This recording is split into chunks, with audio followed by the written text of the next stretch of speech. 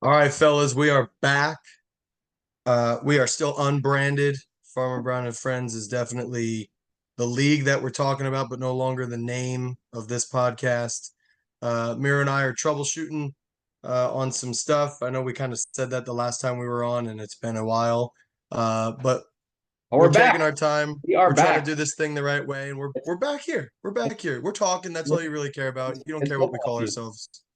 All right. So what we're gonna do today is we're gonna review the 2024 draft, and then we're gonna see how that draft affected people's teams and kind of do a re-ranking of what we expect to see in terms of first to last place this year. We have a Maybe lot reach. of trades to talk about. Our draft day was pretty wild, honestly. It was a little too wild. There was a It was a lot little of too movement, lot of rookie fever going on. a lot of rookie fever, and definitely a lot of that. I can't wait to even start talking about. But what was it like the third pick or like for like Drake May? I think it got traded For like hours. it was actually unreal. Triple traded.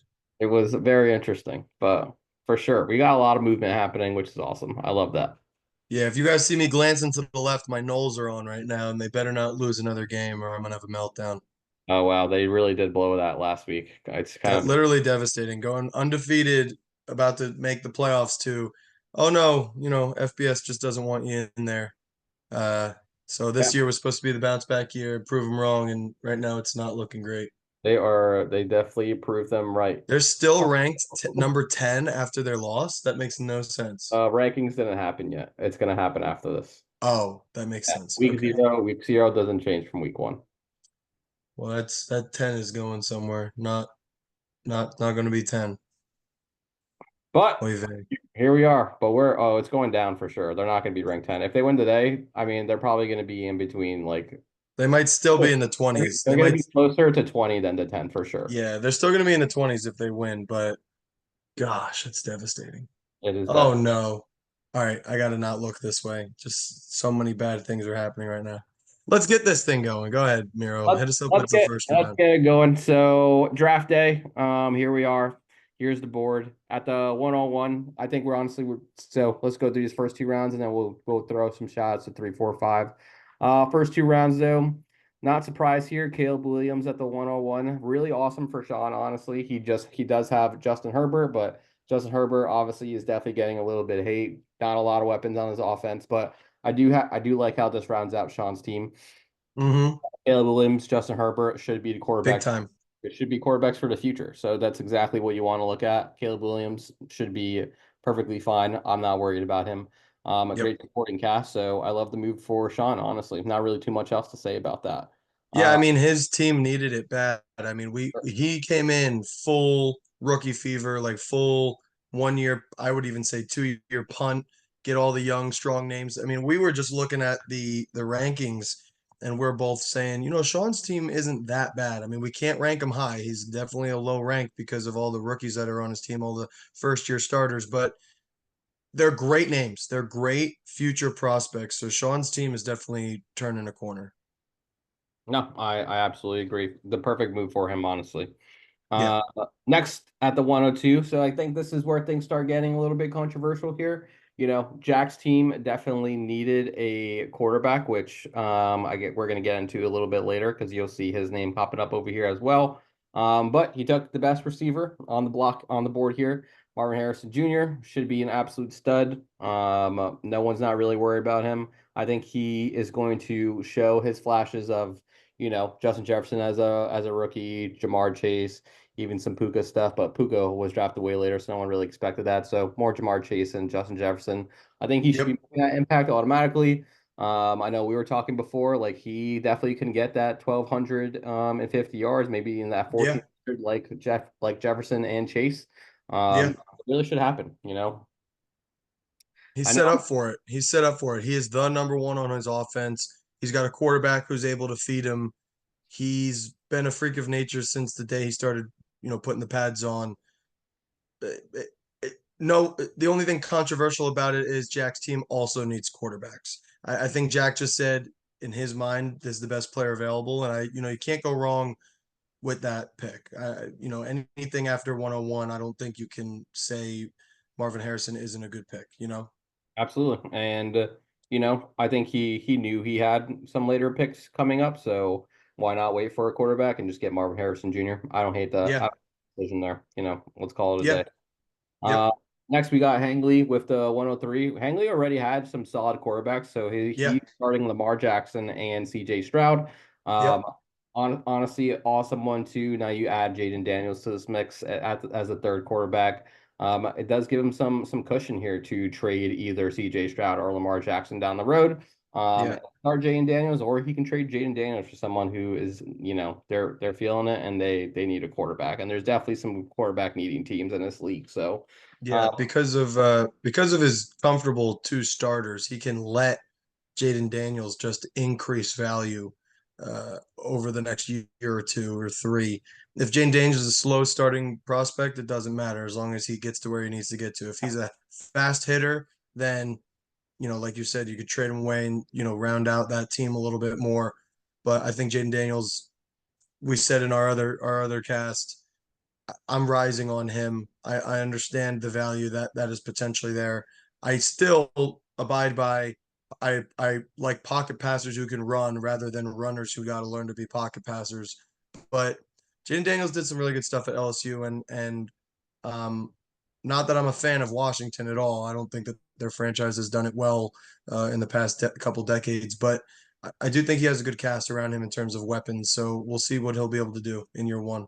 something that we didn't mention also is Dan Quinn is the Yeah, coach there. He's a great head coach. He really only does all he does is win. And he went to yeah, Dallas and really bulked up that defense. He was in Atlanta.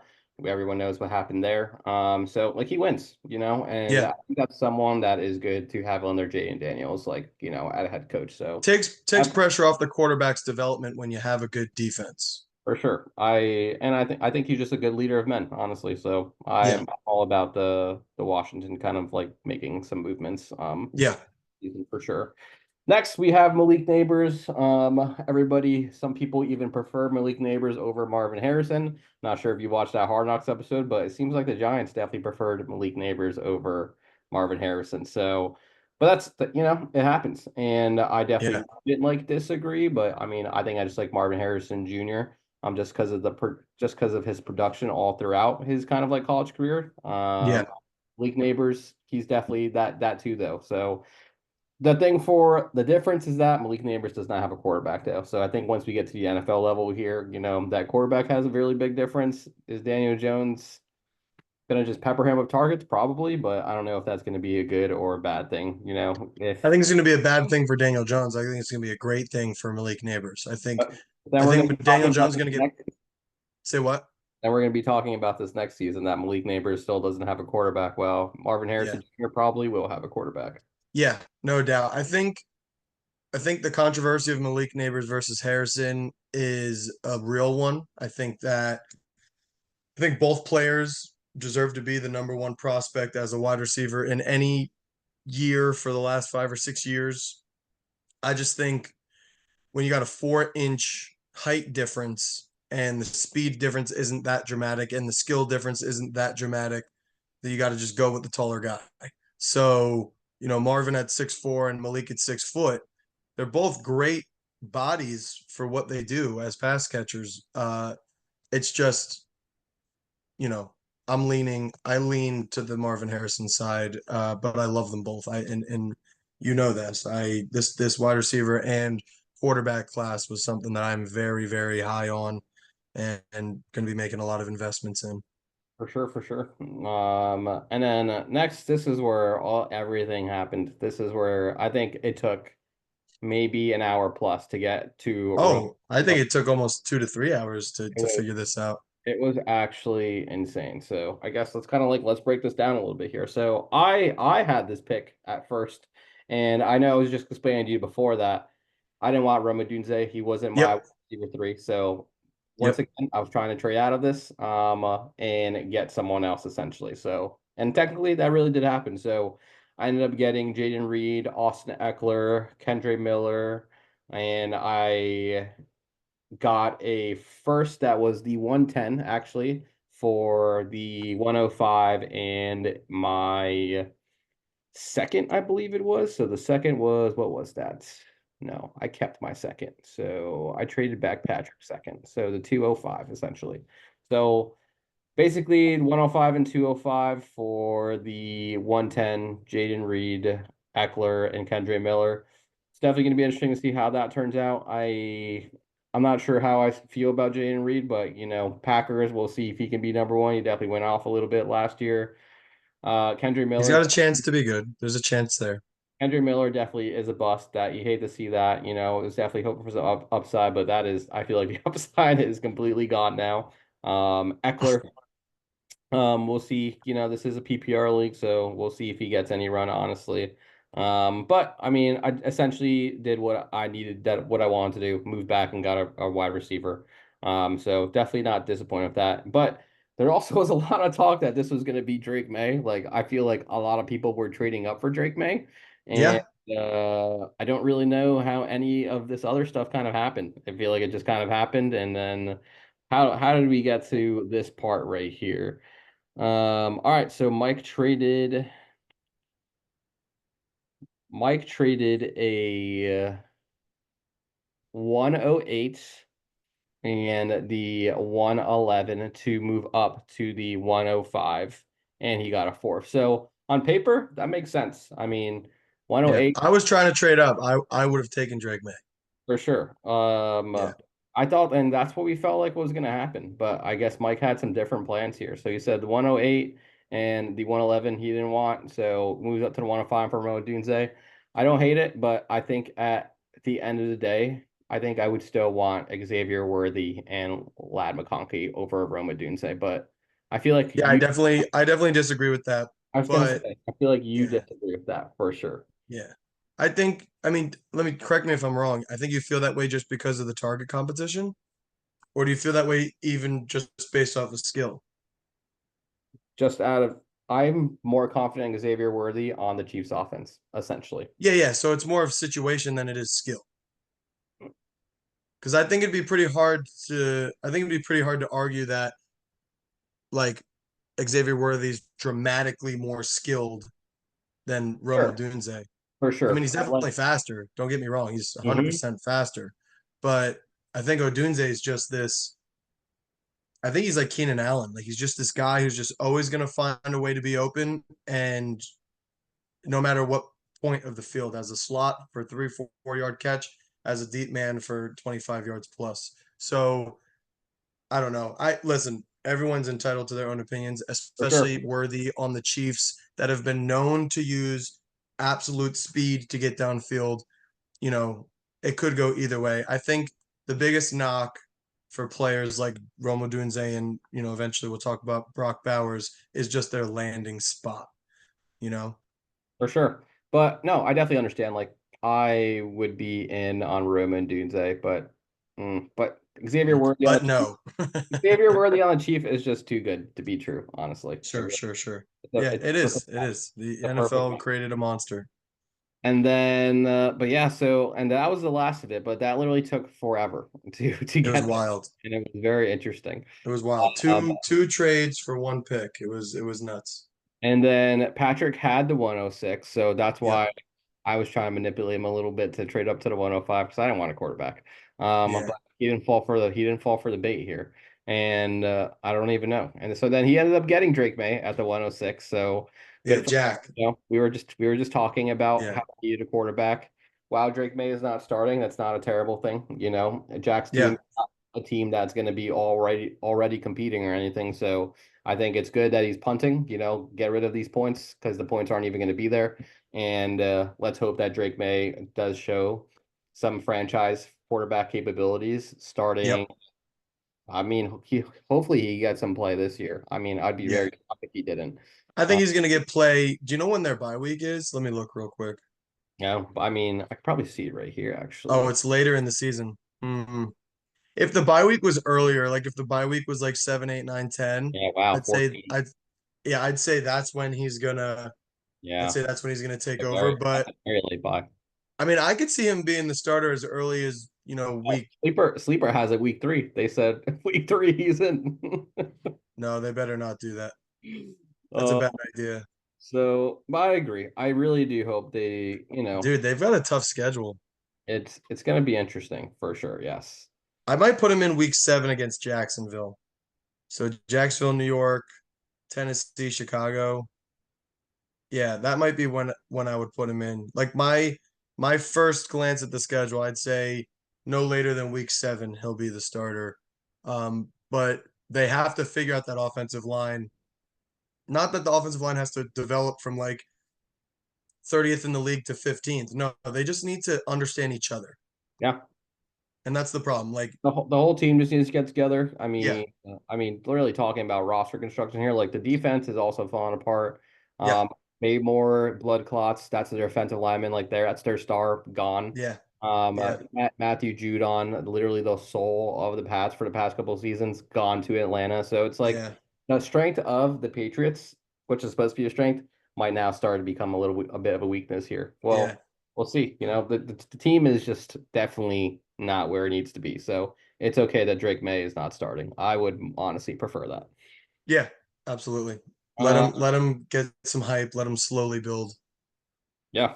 Next we have Brian Thomas at the 107. It's so funny because what did Brian Thomas go in the other draft that we were just talking about? I feel He like was he's at the beginning of the second round, I yeah, think. yeah, that is true. So it's so interesting. Yeah. Well, Uh, what's wild is you just see how hype and rankings change from, I mean, what was this draft? this Like, was like a month after, I feel like. yeah, almost a full month, I think. I think it was an almost full month after. So, Brian Thomas was getting a lot of training camp hype. There was a lot of, he's working with the ones. He's outpaced Christian Kirk. Like, there's a lot of really good news about him. I mean, the quarterback situation just freaks me out. I mean, he just has not risen to the occasion. He was drafted to be the next big thing. Like when we were talking about him, it was like we were talking about Caleb Williams now, right? Yeah, It was like we were, so it's, you know, Brian Thomas could be an absolute all-star, the home run swing of this draft. He also can just be like every other rookie wide receiver, 600, 700 yards, good rookie season, but nothing that's going to, you know, for bring sure. home the cake for fantasy. I will say Brian Thomas is definitely someone who I'm going after in redraft leagues for like Yeah, I like him. he's the rookie that I want this season and redraft that is priced like appropriately, essentially. Yeah, yeah, yeah, I Uh, like that. I like that. I He's someone I'm definitely going after. So, pro tip: if you haven't done redraft leagues yet, I would target Brian Late Thomas. round Brian Thomas There is your pro tip for the day, honestly. for the Uh, redrafts. so next we have Xavier Worthy. I love him at the 108. Love that. Honestly, Brian Thomas going over Xavier Worthy, whatever. I'll respect it. And then next we go to the 109 with JJ McCarthy. Really sad that he's out for the season, but Patrick, does Patrick need a yes, he does need a quarterback because he has Patrick Mahomes and then Derek Carr. So JJ Yeah. McCarthy could have slid right there. I mean, the good thing, we were kind of saying this earlier that JJ McCarthy did flash during preseason. I know it's He just looks all right. Yeah. he's showing that he can already be a competent quarterback. So Yeah. Vikings should be proud of really looking forward to what they have. Hmm. Really kind of just going from there. So can't hate that at all. Yeah. Um I, uh, I think they're two good picks for his team. I think his team is very age heavy and he needs two potential rising stars to get his age level of his team a little more balanced. oh, for sure. Unfortunately, one will not be able to be used this year, but a rookie quarterback isn't really going to make or break your dynasty year, so it is what Yeah, it is. it literally is what it is. Yeah. Next, we have Keon Coleman. This was another trade that happened here. So I actually traded the 110 straight up for Nico Collins, and I love it. I love it so much. Once again, I really wanted Xavier Worthy. I didn't really think he was going to drop regardless. I had some conversations with Frankie. He said, if this guy drops, then he's all yours. And I was very thankful that he drops because I didn't want Keon Coleman. I would much rather have Nico Collins. I mean, I get where Frankie's I'd coming much from. I'd much rather have Vlad McConkey. Then yes, I mean you're a lad guy for sure. But I mean, I guess I get the upside. We were talking about the Bills, so many vacated targets, like so many vacated targets. Like, who are these targets going to? we have a couple options here. Dalton Kincaid, Keon Coleman, Curtis Samuel, there's Samuel, Shakir, and those are probably and Dawson. Cooks. You know, Cooks is definitely going to get some receptions. I mean, we were Yep. saying before, I'm a big Cooks guy this season, just because Yep. of seriously what is happening with the Bills. He really did blow up that second half when Joe Brady definitely took over the calling over there. So Yep. I feel like that's just going to happen even some more. But you know, Josh Allen needs to pass the ball. He does need to pass the ball. So I don't hate the idea of Keon Coleman. We were saying that in college, he was definitely more contested catch. Yeah. He was mossing individuals. You can't really do that in the NFL all the time. That's not really how things are going to happen, and he does need to refine his actual, wide Yeah. He needs receiver to. route He running. need. Yeah. He needs to increase his separation ability. So Needs to. it's gonna, but hey, maybe that's something that's gonna be you get those reps in the game, and maybe you might be getting a little better. So kind of a little bit of a Hail Mary there. I'm just happy I'm on the Nico Collins side, to be honest, for there. So Yeah. I'm not a fan of Coleman just because the hit rate of people who can't separate in college does not increase when you get to the NFL. So if you couldn't separate in college, you're probably not going to be able to separate in the NFL. Sure, the landing spot is perfect, and he's tall and athletic, so it looks perfect, but it's just a little sketchy to me. Um, I'm not saying he can't hit; he definitely can hit. I mean, anything is possible. But Lad McConkey, Brooks, some of these players that we're about to talk about, I think I would have snagged him earlier. In fact, I was trying to trade with Patrick. I was trying to trade with Frankie. I was trying to trade with Mike, and just couldn't get Jordan Brooks fast enough. And then Patrick kind of got wise to what I was doing, so then he took him at the end of the first, which really yeah, and crushed my there's there's crushed my soul. There's a trade that happened here with that 111, 112. So Yeah. Mike Mastro was at the 112, Patrick was at the 111, and what actually happened was Darnell Mooney, Chuba Hubbard, and that 112 for the 111. I really do love that for Patrick. Darnell Mooney could get some flex play, Kirk Cousins, he passes the ball, he improves the offense. Darnell Mooney is the wide receiver two on that team. And then you have Chuba Hubbard, Patrick did end up drafting Jonathan Brooks, so there's kind of that handcuff right there until Jonathan Brooks Yep. comes here and he moves back, he gets his guy and he gets some players. So Yep. definitely do not hate that. I think that's a 100 IQ move. And then Mike Mastro got Lad McConkey. Essentially, for me, what I'm thinking there is maybe he wanted to get his guy. I definitely do want Lad McConkey over Darnell Mooney. That's kind of like how my head's kind of working. He wants him over, Yeah. so kind of like a Yeah. no-brainer. I think it works for both parties. So Yeah. definitely some movement there. So yeah, we had a lot of trades literally right here. So what are we working with right there? It was like four One, trades. two, three, at least four, maybe five. That is literally wild, honestly.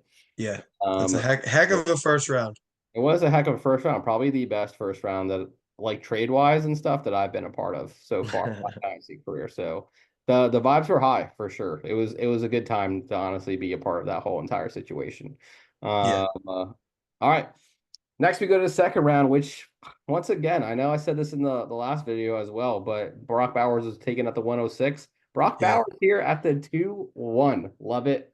I think got to be the best thing in the draft, honestly. Brock Bowers at the 2-1 is insane. Yeah. Gentlemen, And just continues to create that youth experience for Sean's team. I yeah. mean, And Sean's team, this is that onesies position. If you listen to fantasy footballers, like boom, yeah. Brock Bowers is gonna be his tight end, hopefully for the future to come. And he doesn't Yeah, have the to next 6 to 10 years. Yeah. exactly. And that's it. He's done. He Yep. doesn't have to worry about it. So I think Sean, I don't see how Sean can compete this year, but Sean's team is going to be fearsome he is in year trending. 3, 4, and 5 of this league. This is year two. In year 3, 4, and 5, I think Sean's team is going to be fearsome. He is trending in the right direction for sure. Yeah. Yeah. Next with the 202, Trey Benson. God, I'm I wanted him so bad. not sure who has James Conner. I think Patrick. Yes, yeah, I think you actually might be right. So, Yeah. Trey Benson, James Conner gets hurt every season. He's At some point.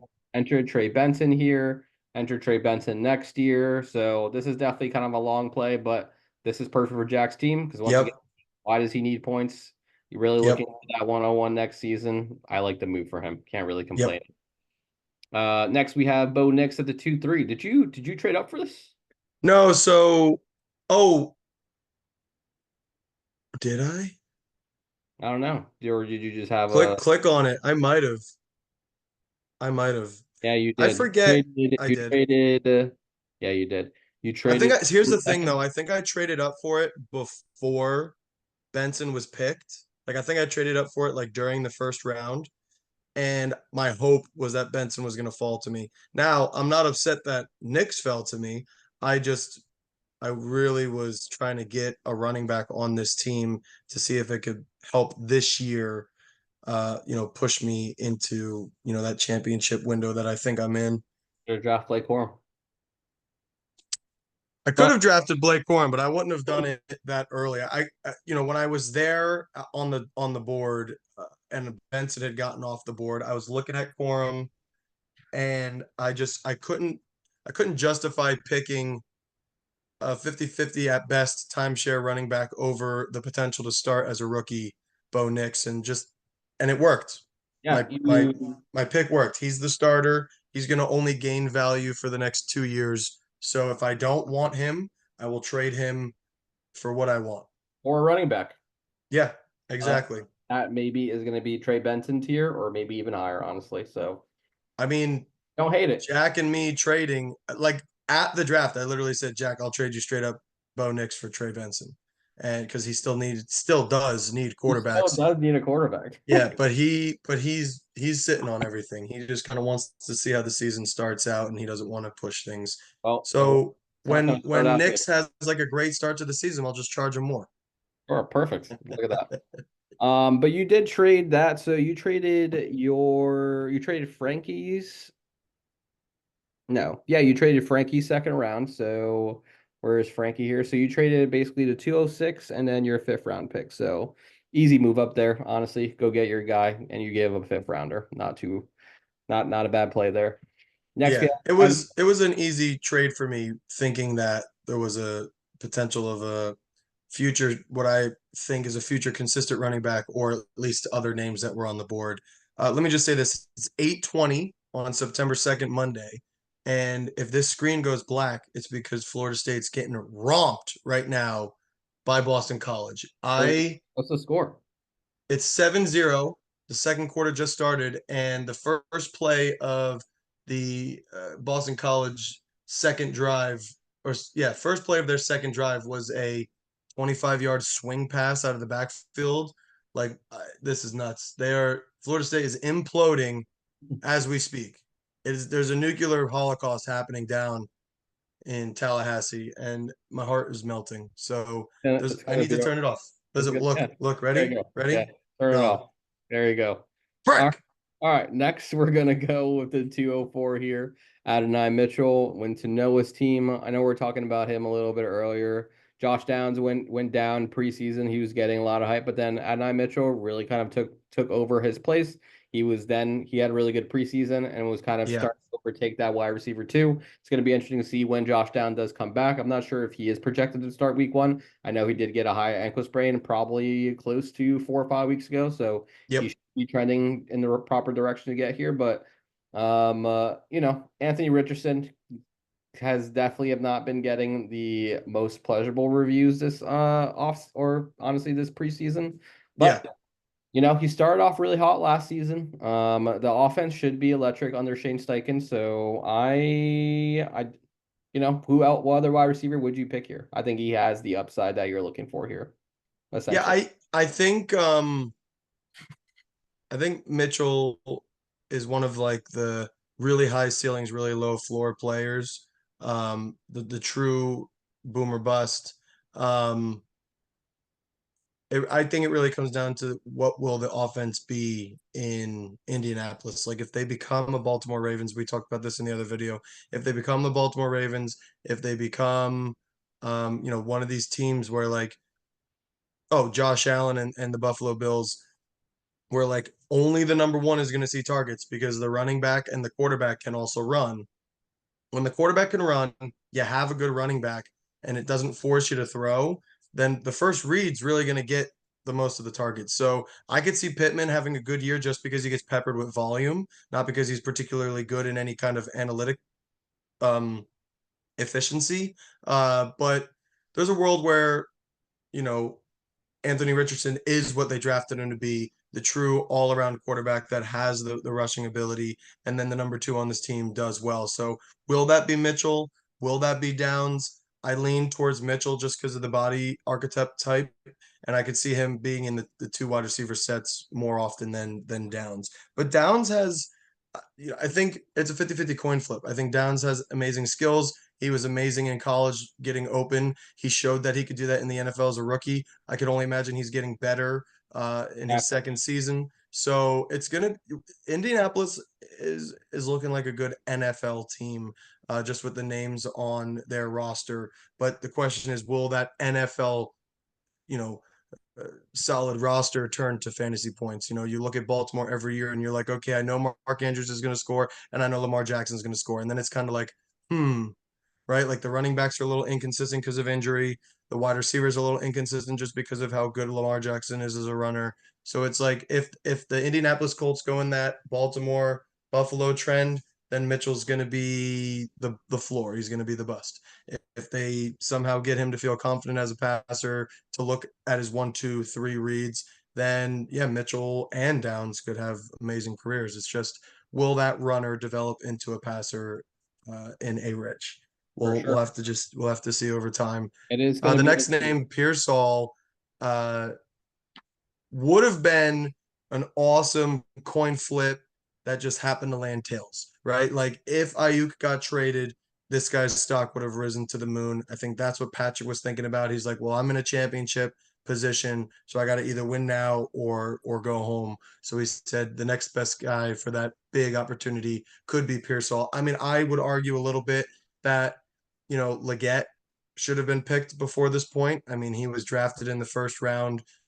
It was I know Pearsall. Carol. Pearsall was also drafted in the first round, which It is wasn't the beginning of the second round. which is banana lands.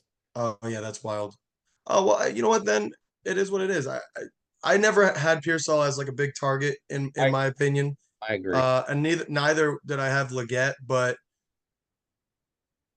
with the weapons that are already on San Francisco, I probably would have thrown the dart at Leggett rather than Pearsall. But if you were adamant that Ayuk was gone, then I get it. I really do. For sure. I mean, it makes sense. Something that we were saying before as well, like Pearsall has not done anything in this preseason as well because he's been injured. We just talked about how he just got shot, and now I'm pretty sure they like put him on the injury reserve for that as well. So Yeah, see how that plays out. So he definitely is just it's not starting out right for him.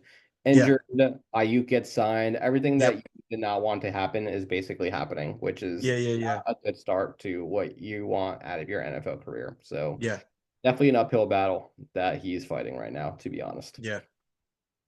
This Uh, is where, let me make a comment here. This is where your draft a month earlier than this really starts to change. The names really start to change. So mid second round and the third definitely is like these names are just jumping up. So, let's finish the second round and then make our picks for 3, 4, 5. yeah, But for sure. when I'm looking at, what we just recorded for your league versus a month in the future later for this draft, it's like, wow, like these names really changed positions They over did. time. So even we didn't even make a comment about this in the last draft, but like Xavier Legette win the third round in the other league, which is kind of wild because he was A still first round pick.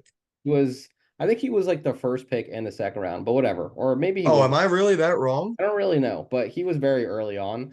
Yeah. But still, like I don't know, like Xavier Legette on the Panthers. Who else do they have? Deontay Johnson now, obviously.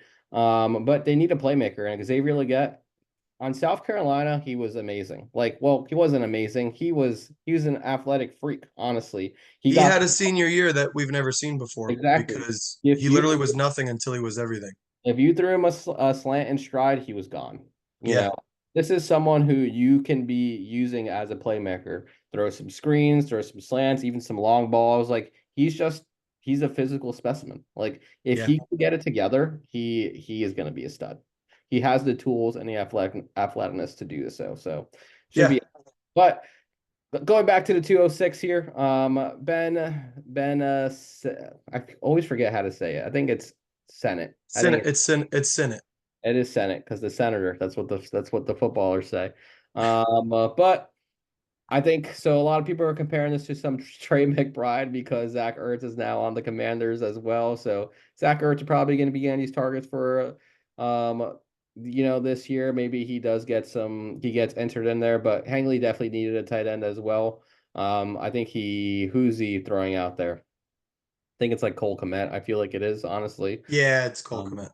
so a good backup to have here. Let's see how that happens. And but he was definitely the second popular tight end to come off the board universally in the fantasy community. So I don't hate the pick.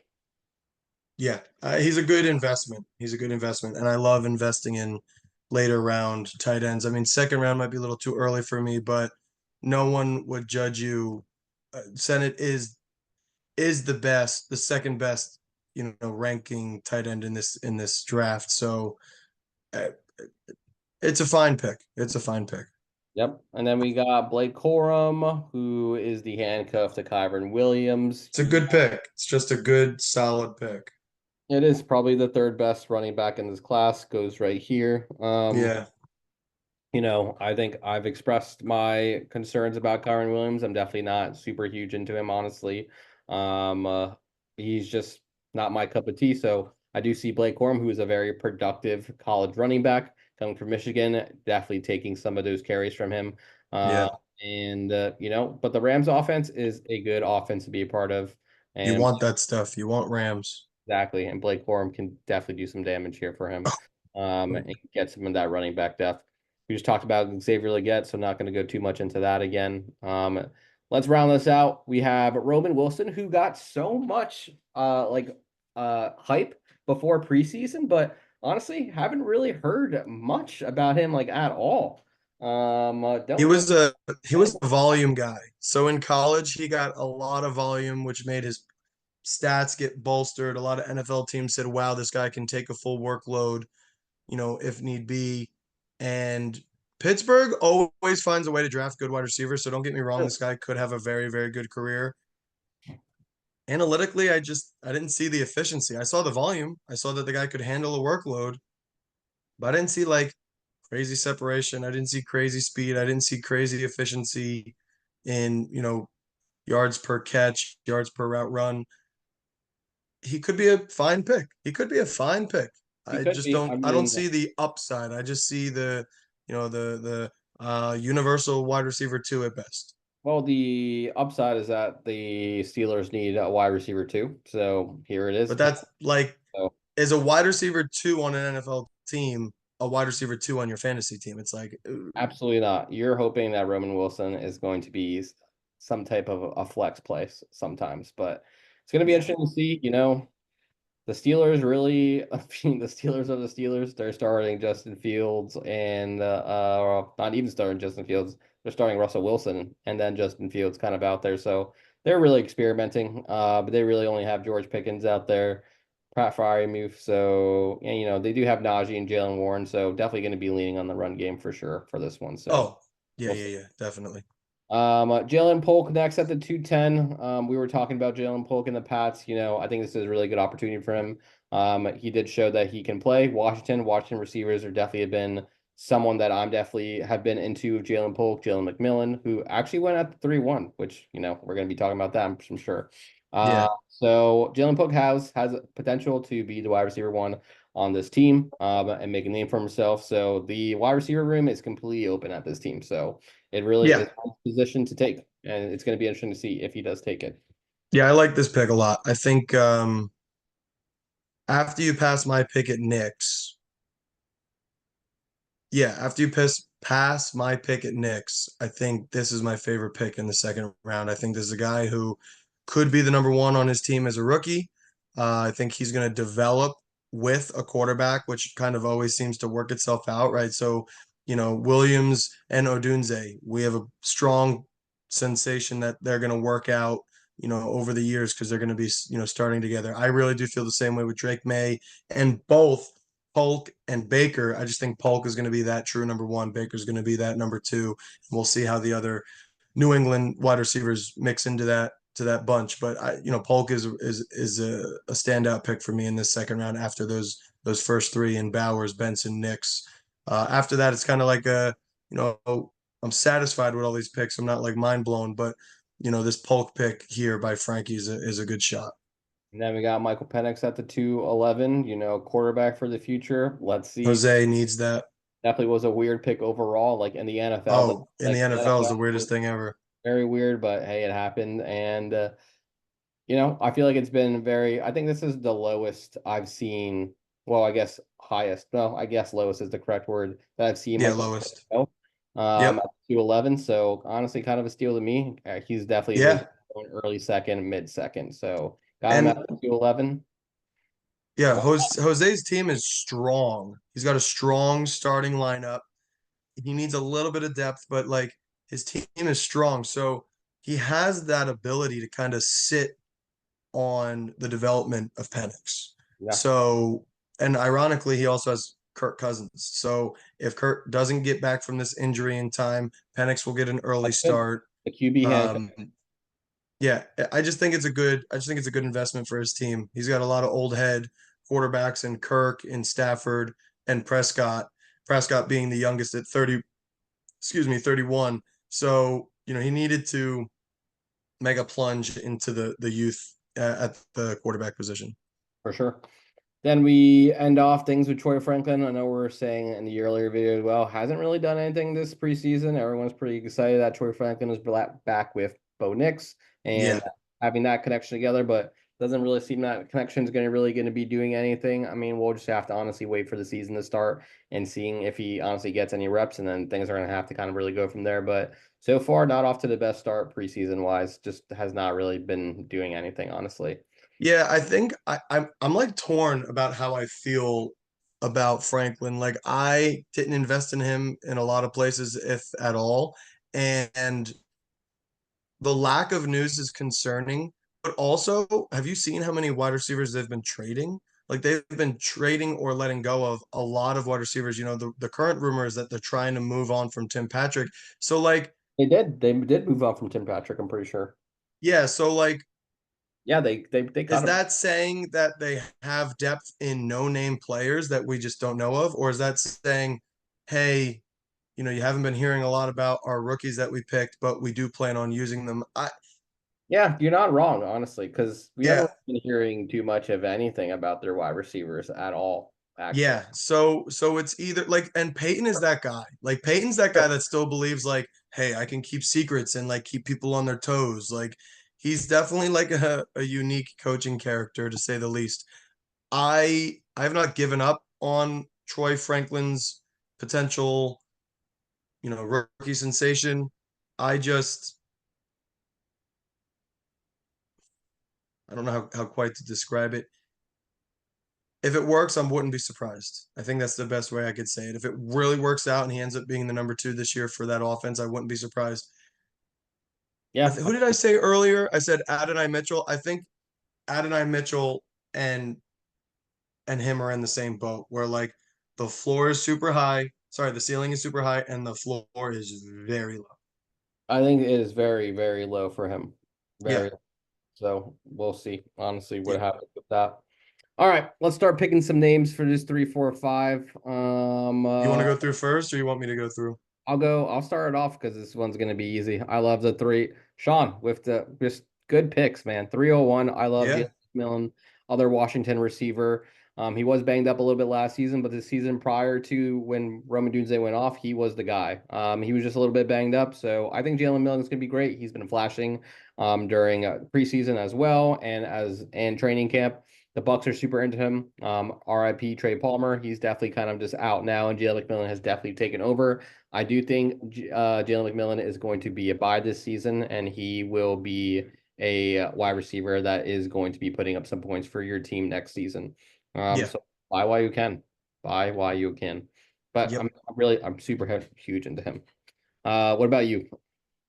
Yeah, so in the third round, just move to the right a little bit so I can see the 11 and the 12. Yeah, in the third round, I mean, look at those names, right? We're talking about our last podcast. Estime was in the last round, Um, Tyrone Tracy was in the last round, so it's like really crazy. I think a name that pops out to me, and not to toot my own horn, is like Jalen Wright. I think Jalen Wright is right for the Miami backfield. Mostert or uh, a chain are both injury. There's injuries in their histories, so I think Wright will fit. Whichever one goes down, he'll fit. He can pass catch. He has a little bit of speed, so he could replace a chain. But at the same time, he's got a little bit of a bigger body. And if Mostert goes down, he can replace Mostert. So I think that Wright really fits this system, both speed and size. And I think he's the ultimate number 3 running back for this team and is just waiting for one guy to either retire and be too old or one guy to, you don't hope this on a chain, but Sure, he needs the opportunity, and yeah, and the if he opportunity. gets the opportunity, he will produce. He will be in my mind, he will be a fantasy league winner if he gets the 14, 15 touches a game that a chain gets or Mostert. I really believe that. It's going to be interesting if that does happen. Um, uh, I And guess Tracy's a great pick. Estime's a great pick. They're just names that Ben with have Brandon had, Allen and Marshawn Lloyd. AJ Dillon out for the season. yeah, Marshawn, he has Josh Jacobs. Love that handcuff. Brandon Allen, like I said, took yep. over that RB2 spot for the Jets. So that's kind of really cemented in there. I really do like Theo Johnson as a tight end, honestly, in this class. Went to the Giants, playmaker from Penn State. Really do love him.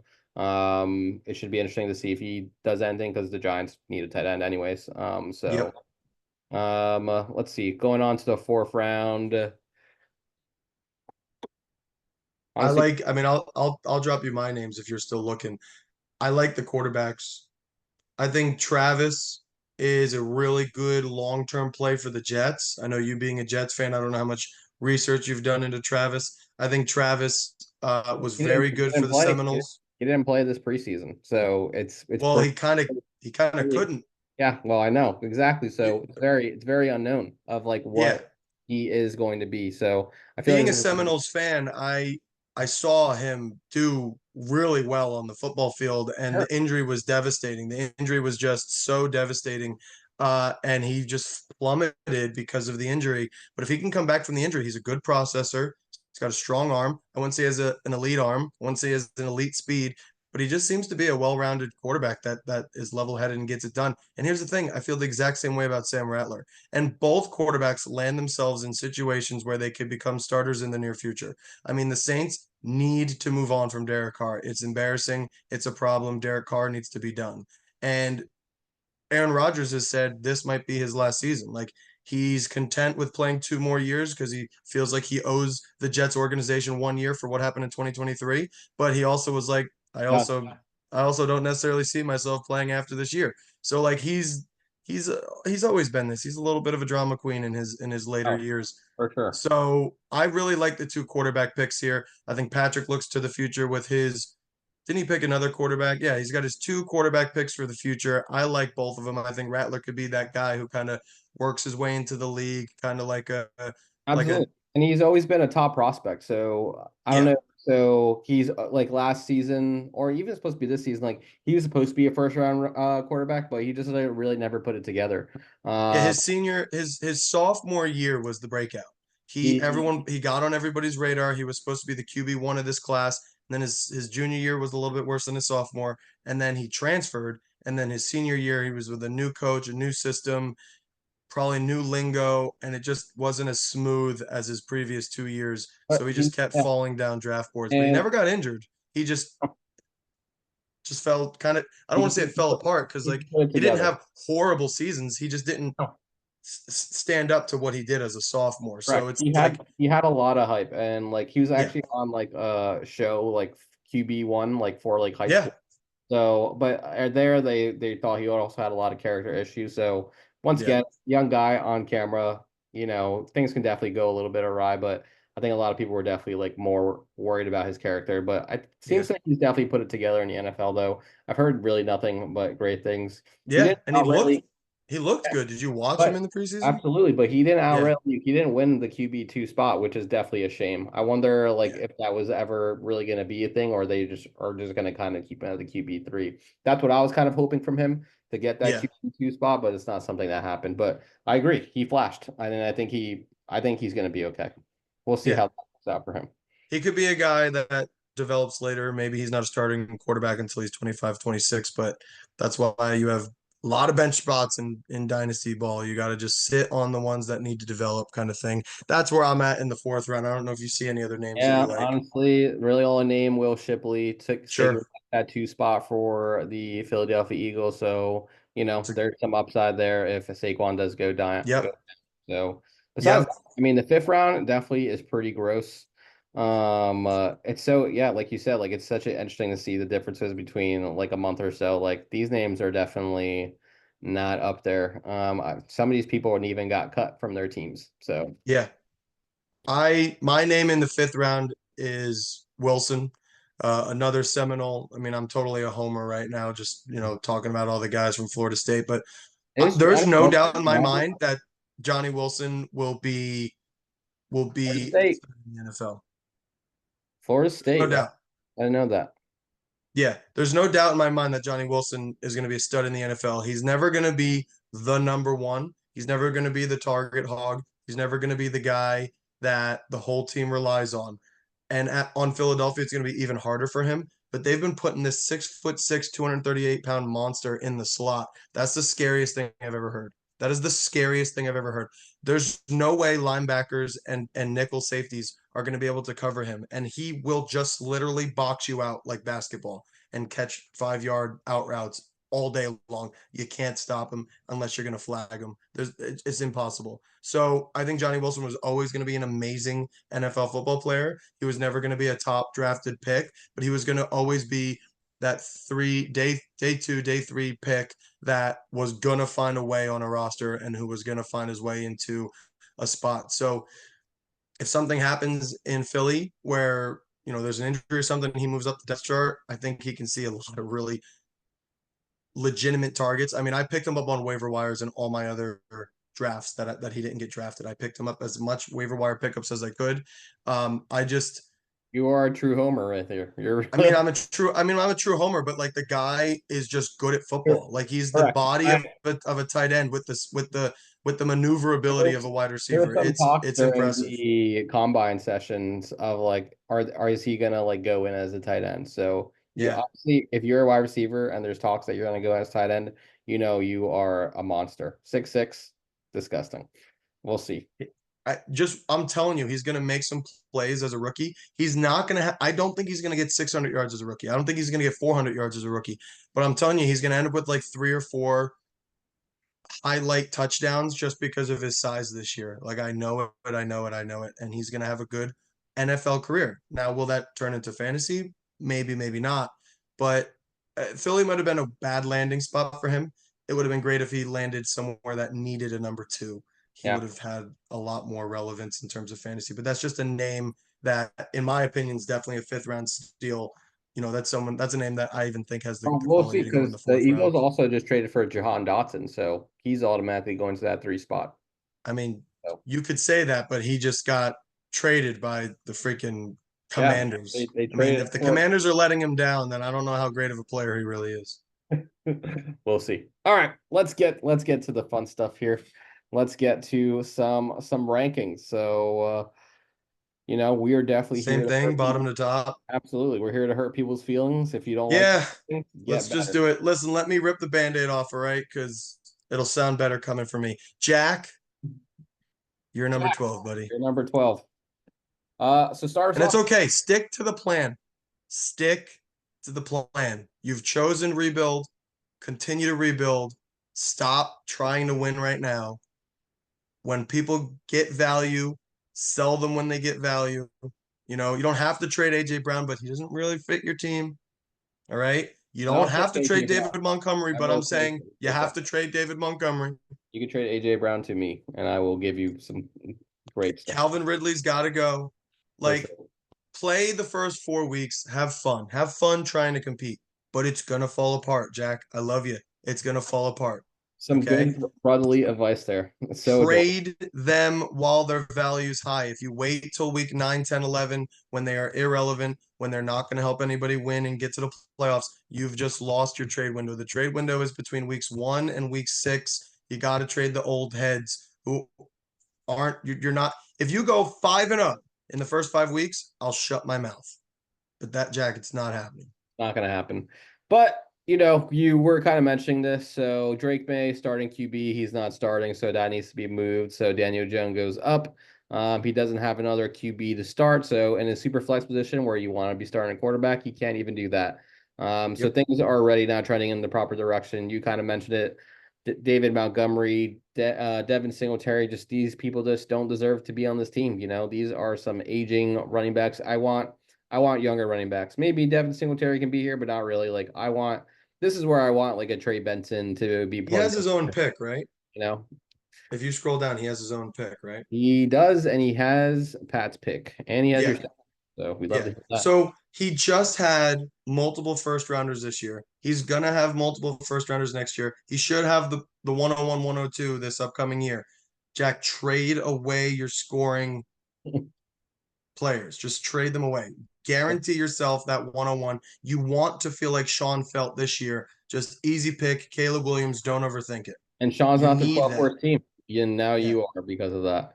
But, like you said, I really do. AJ Brown, Marvin Harrison Jr., Calvin Ridley, Brian Thomas, like that is a wide receiving for It's nice. It's very quadruple nice. It's that could do just something here. But it's like you said, it's like for what though? What for what is what? what is the reason for it? For We not the running back core that's going to get you there, and for definitely not the quarterback core that's going to get you there. So you only can attack the chip if you're prepared to do so, and the quarterbacks don't let you do that. The running backs are iffy. Oh, he doesn't The have quarterbacks. That's the Yeah, he literally you doesn't have. cannot say you cannot say I love my wide receiver core, but I'm not going for the chip. No, you gotta build it the right way. You gotta wait and build it the right way. Yep. Trey Benson, sell your running backs because Trey Benson will be your running back of the future. Sell your running backs because next year you have multiple picks in a running back strong class. Like, take your time, do this thing the right way. And let's go to the next team who is starting to do things the right way here. And it's going to be Yes. Sean at number 11. So start off strong here with Caleb Williams and Justin Herbert. We were kind of saying this earlier. These Excellent. are definitely some good two franchise quarterbacks. Good Uh, vibes. they're going to be starting for their teams next year. So it's not even something that he needs to worry about next season. Yep. He's going to be using this next 2025 draft capital. He's probably going to be projected very early to get a wide receiver essentially here. I do love Jameer Gibbs, Najee Harris. That's a pretty good competitive running back. Yeah. Right there. That's a So running back hero build. he That's can he nice. can he can sneak some wins here if things start kind of going the proper way. The problem is that is definitely his flexes here. Ty Chandler, Bucky Irving. I don't really think that's going to cut it, but I do love Zay Flowers. I love the upside. You were talking about JSN a little bit earlier today. I don't know if we mentioned him at all on this kind of podcast video, but you're a big I think JSN he's guy. I think he's the guy. We'll see how productive he is. I don't know if I do see that ceiling for him where he's going to be wide receiver one, but we are hoping that, JSN is going to land in the top 24. That is the hope. Yeah. You're a JSN owner. You need to hope that he's going to be top 24. Yeah. I mean, listen, there's no doubt in my mind he's going to be top 25. I truly believe I think DK Metcalf has is the number one target in that offense. But with the system that's coming over from Washington, I think the number one and the number two target share is not far off. If one's going to get 120 looks, the other one's going to get 105 looks. I don't think the target share is way off. And you give JSN more than 100 looks in a season, he's the guy that's open in space. When we saw him last year make the catches he made, he was open every single time. And that's in a worse offensive scheme with a younger Tyler Lockett. I think every game we see Tyler Lockett play, he looks older, he feels older. He's at the end of his career. I think he had an amazing career. He had one of those, Double. lower draft pick athletes who turned out to be an absolute franchise key piece for the Seattle Seahawks. But it's his time. It's his time. It's his time to move on, and JSN will fill those shoes gladly. And I think when he fully fills those shoes and Lockett is off the team is when you'll see that JSN transition to the number one role and DK again to the number two role. Because some could argue 2 years back, Lockett was the number one and Metcalf was the number two. I'm not sure Metcalf is the definite number one for this franchise. I think that he currently is because of the age and the youth of JSN and Lockett. But I don't know if that stays that way for the next couple of years. So with Yeah. this team, as Jason's saying, with this team, there's just really good young names. They all could turn out for you. And again, I think in the next couple of years, your team is going to be in the mix. Yeah, and we talked about Brock Bowers for the tight end. Love that. Yeah, Jake Ferguson's another great tight end. You might want to trade one of them to continue to build into your youth. If you really wanted to like get after it, like trade people away that aren't going to help you, right? Trade away Najee, trade away Ferguson, and decrease point scoring and try to beat out Jack again for the 101. There is a world where Sean is the 101 again, and not in a negative way. In fact, it would be super positive for Sean to end up to be the number one again because his team is not that bad. It's really not. It's great names. They just happen to be young that need to establish themselves in the NFL. So I like where Sean's team's going. He just needs to continue. Yeah, he's trending in the right direction for sure. Yeah. And that's exactly what we want to see. All right, next team here we have I believe it's Frankie, correct? I have Frankie at 10. Yes. Oh, perfect. So Frankie is next up. Maybe the only guy who likes the Jets more than you. Oh, he actually loves the Jets, and I think it's a problem. It's definitely Yeah, we've gone too far. it's swaying his mind, which is like, hey, I'm all about being a homer and the Jets, but it's too much. It's you The got Jets just are not good enough of a team to be a homer for. We're it, not talking about the Chiefs here. We're not talking about, I you mean, know, they're supposed to, if the Jets are gonna be a good offensive team, like it's things going to can be this year. things can definitely go well, but Yeah. there's too much invested in the Jets here. Aaron Yeah. Rodgers, Brees Hall, Garrett Wilson. Don't get me wrong, like Brees Hall and Garrett Wilson are first round picks and redraft right now. So like people are high on them, and so are you. But Yeah.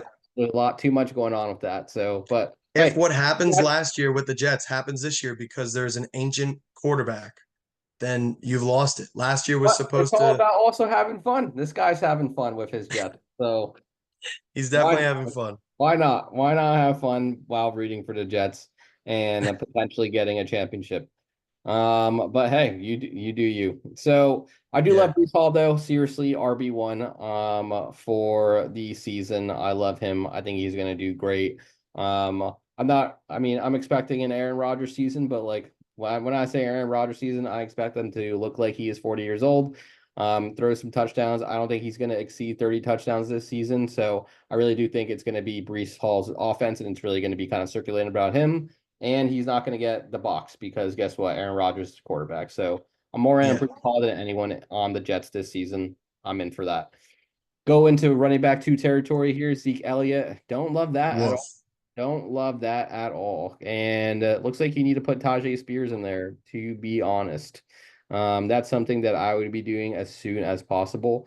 Let's go talk about Debo. Debo's always super underrated, you know. I don't think he gets the respect that he deserves.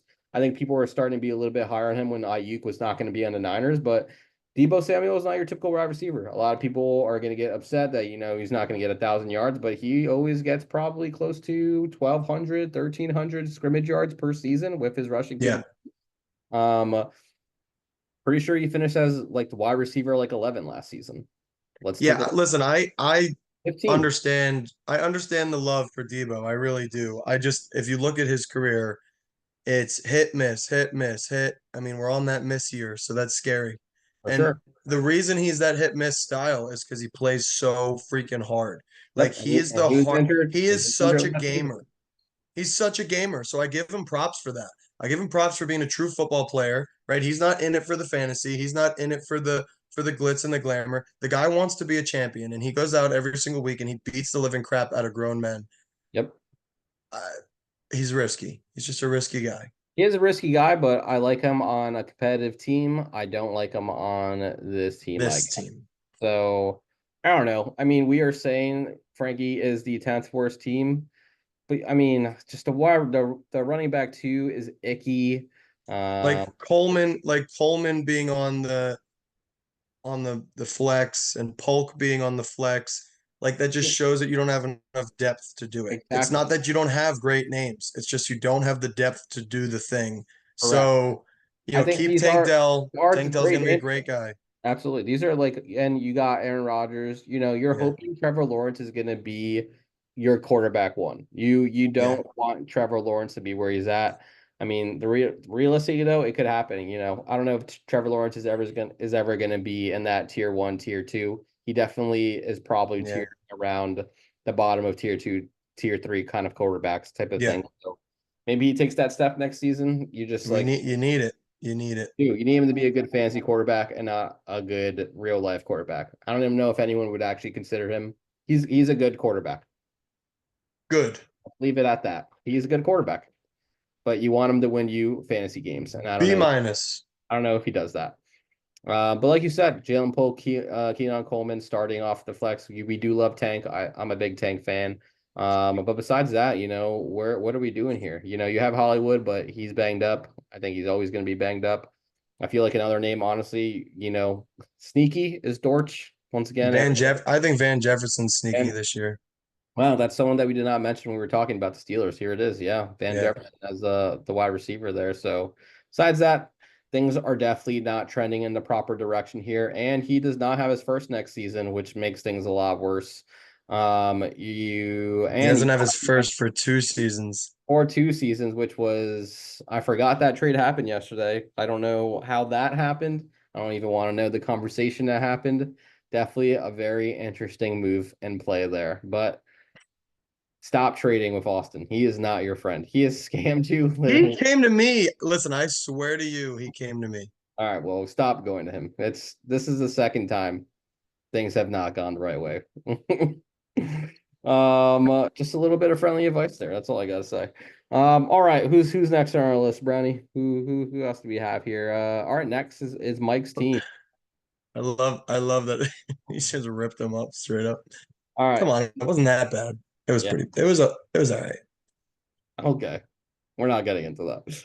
All right. Next we have Mike's team. He is Michael Mero.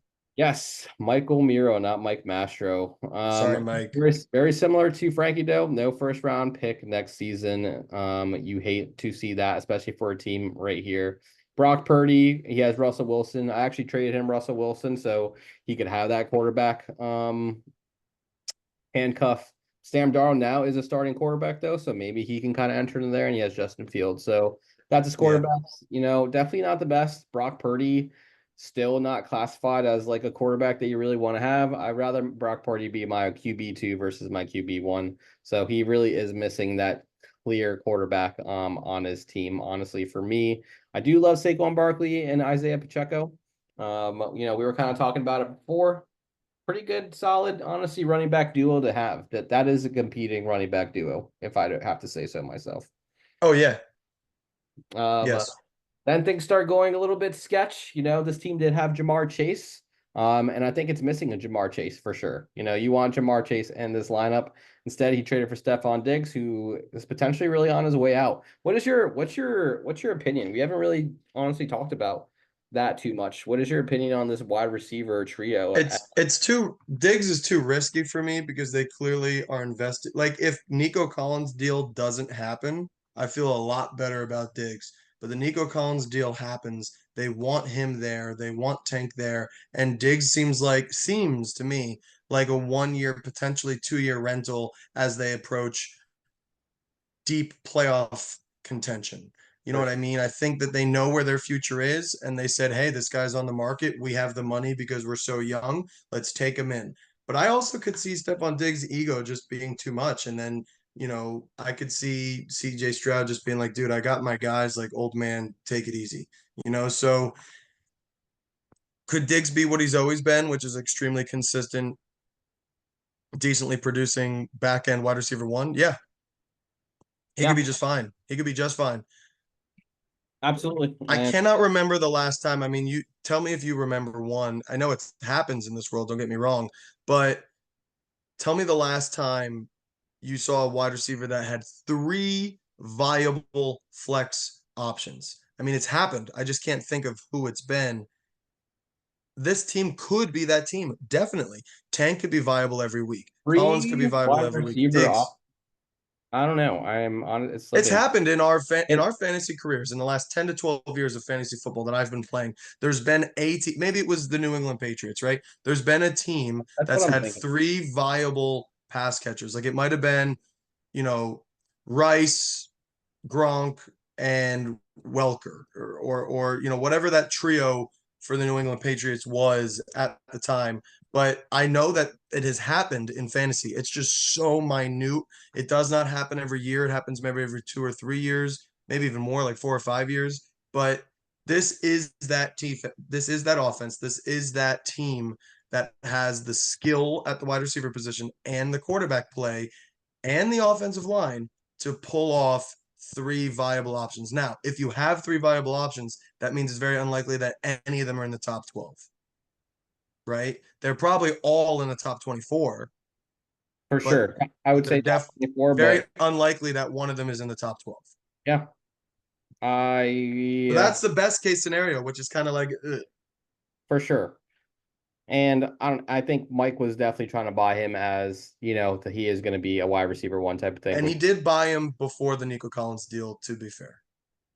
I guess so, to be fair. Next we have Michael Pittman. Really good season last season. I don't think he has that like superstar ceiling though, but I think he's a good wide receiver too. I would keep him there. I like him there. Yeah, I think he's going to be a consistent wide receiver, but I just don't think he's ever going to be like fantasy winning wide receiver, unfortunately. But we'll see what happens with no, Andy Richardson, honestly. yeah. Then we go to Goddard as his tight end. I feel like he has another tight end though. Maybe I'm wrong. Oh, he has Fryermuth. So I guess Goddard's really gonna be starting there. Really, I don't know. I don't feel the best about Goddard. No, Feel like he's just kind of meh, and I think that's what you're gonna get out of him is meh. yeah, Odunze. Feel like Odunze is definitely more of a next year type of play than this year type of play. I don't like he's definitely going to perform this year, but I think he's going to be taking that step mid-season. Really going to be really excited about him, yeah. and honestly, type of thing there. I DeAndre, I personally think he beats out Keenan Allen. It's not a great it's probability that it going to be happens, but just interesting. my gut feeling is that happens. Like right now, the gut feeling is like DJ Moore. Like right now, the general consensus is that DJ Moore and Keenan are like 1A, 1B, and then Rome will fit in that third position. I think it's the opposite. I think personally, Rome is and will be the number two right from the get go, and will battle DJ Moore for the number one as the year goes on. And then next year we're talking, is DJ Moore the two, or is And DJ Odunze the Moore, two? DJ Moore got a contract too, so they're Yeah. they're in on him. Those two are going to be playing together for years. The question is, which body type does that particular offensive scheme want? Yeah, And they and do have two different kind of skill sets. yeah, I Uh think, and the Bears are going to be. I think the Bears are going to be competitive as well. Like I oh think yeah. it's going to be a good team. So Roma. And does Caleb turn into one of those people that supports three wide receivers? Like he could be that good of a quarterback. We'll have Yeah, to see. for sure. Round things out with DeAndre Swift and Chris Godwin. And Chris Godwin is someone who's going back into the slot. That is where he's most productive, and that's where he's been Yeah. most productive all season. He definitely Yep. is definitely being a lot really underappreciated, I would say, in the fantasy community going into this season. Yeah. Definitely under draft. So we'll kind of see where he goes here, but I believe he's a good flex play. That's Yeah. exactly what we want him. I don't really want to be starting him as my wide receiver and being like, yes, I'm really hyped up about that, but exactly where you need to be at the flex play. DeAndre Swift is going to be definitely very interesting. I don't know. I don't know how to read him. I'm not going to say it's going to be like a wide receiver. I mean, a running back one, but I don't know. I feel like people are also underappreciating DeAndre Swift. He's someone who has just honestly never really hit ever, to be honest. So just he got dumped by the Eagles going to the Yeah. Chicago Bears, but he got signed really early. So the Bears I've must see. got yeah, like you, I have bad vibes on not Devontae, on DeAndre Swift. I have bad vibes, but for the team, having these names in your flex position is not a bad thing. For sure. I What would. other kind of depth does he have? But Tony Pollard, so that's good. I would really. Mm-hmm. I don't know if I'm starting Tony. I guess so, maybe for DeAndre Swift, maybe. But that's good. That's a good name to have there. Zamir White, Yeah, well, that's good. Perfect. We yeah. love that. DeAndre Hopkins, Josh Downs potentially, Theo So like, there's Johnson. depth here. I mean, like, is there a world where the stars align and you make it deep to the playoffs and potentially shoot for a playoff? Yeah, there's For a sure. perfect For a alignment of the playoff spot, planets. for a Yeah, playoff spot, definitely. yeah. For a championship, I don't think the team has the You're sauce. looking at a Michael Mastro, Like season. Maybe yeah, that's you're looking at a Michael share Mastro we share like the Mike M. miracle season. That's what we'll have to start calling it, the Mike Miracle season, because Literally, he needs to change his team to that. The Mike's Miracles. You know what I mean? yep, Like something's need to happen. I don't know. Mastro's Miracles. I like that one. I almost want him to blow it up. I know he just traded for Stephon Diggs. I know Mike's not going to. Mike wants to compete. I get that vibe. I like it. I just don't know if it's really going to happen. And I think he's going to have to start making some decisions come mid-season if his team is 4-4. I don't know. If there was stronger Maybe quarterback maybe play, even if there maybe was even stronger more, quarterback play, he'd be a lot higher on this list. for sure. I would say so. All right, next is going to be Noah. Start us off, Brownie. What do you see? Noah is like your PBJ. You know what I mean? It's just a good sandwich, but it's not a great sandwich. You know what I mean? It's the day in, day out. I need a PBJ. I'm gonna whip it up real quick. I'm happy about it. But it isn't the one that turns the corner, right? It's not, the classic Italian from the deli. All right. It's not the chicken parm from the pizzeria. It's not that delicious bite of hunk that you're looking for. So Burrow, who's this QB2? I'm pretty Uh, sure he's yeah. Tua.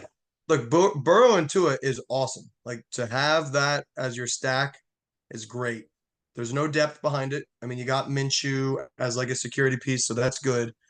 You go to the top, and it's not a half bad running back core.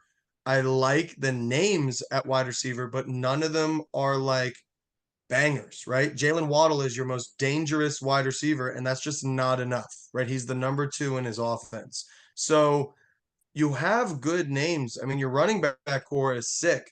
What's the depth look like at the running back core? Mm, nothing. Literally nothing. Edmonds, Guerrero. No, Yeah, so nothing. his starting running backs are like championship level threat, but then no depth, right? His quarterbacks, good. Like quarterback might be your most balanced Got, position. got his Your picks. tight end is good to go. You got a good tight end, a tight end that is championship worthy. But the biggest position in this on any roster is those three flex positions and your wide receivers. That five count of athletes is where you become a champion. And I just don't see it. I don't see Zach Moss, Malik Neighbors, Pickens, Addison, Waddle as powerful enough to get you where you need to get. And honestly, like talking about this, I think right now I'm switching your brother and Noah. I think Uh, I just am. Talking about that, hey, then that's exactly what this is for. Yeah. I will say, I feel like you were mentioning Waddle. I like Waddle. I guess I don't really want him as my wide receiver one, but I do like Waddle. I think he's wide receiver one potential. I know Tyreek Hill is there, but I really do see a bounce back season from him. League neighbors for the future. George Pickens is a huge spike week guy. George Kittle Does is he have good. picks? Does he have He has picks? all of his picks. I Yeah. think So like I think there's I a just build I think here. I disagree with you in regards to Yeah. switching Mike and Noah though. I think if you putting this team head on head starters, I Yeah. think Noah is going to surpass him. Now, do you say that because of the quarterbacks? the quarterbacks are definitely very enticing for sure. But, Yeah. I think, I just look I at think, I Addison think, and I I'm think like, I just, How does Sam Darnold support Addison? I look at Pickens and I go, gosh, that QB room is so scary. I look at Zach Moss and I'm like, he's but he started potentially not the running back. I mean, he's potentially not the running back there.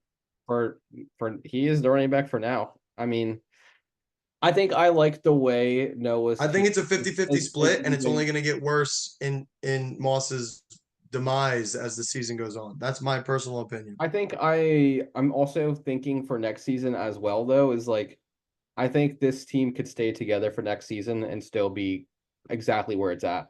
If anything, he's going to upgrade Zach Moss. With Yeah. in regards to Mike's team, the more it gets older, the worse it gets. Sure, if you take the future into account, I understand that. If you look at it more of like a redraft, I think they're closer than I Then initially. for sure. Yeah. But I think I would still take these starters. I Yeah. think. I think that's where Yeah. I'm at. All right. But overall, I mean, I do love Joe Burrow. I think he's gonna come back and have a really good season again. So um I like this. I think Noah's gonna have a decision as well. We get to midseason, you're 3-5, 4-4. What are you doing? What's gonna be your plan here? Do you have a plan? I would really kind of just start thinking about that and how things are going to start progressing for sure. Yeah. There's names. Kittle is a name. ETN is a name. If you're not, if you're just making the playoffs, like you're gonna just get that 6 seed, um, it might not be worth it because you're gonna get knocked out in the first round. So it's like, I don't know. It might be better to invest in the future. It's an on the border team. I mean, that's the only way to describe it. He is on that border, teetering. Can he get lucky and make a move? We'll just start calling it like it is. It's going to be the Miracle Mike team. You know, any team that's in this middle range, we're going to start calling them the Miracle Mike teams. All right, let's do it. And Ironically, continuing on with the Miracle Mike team is the Miracle Mike himself, the first champ of the season. We got to put respect on that name. It's quite a scene. I couldn't believe it.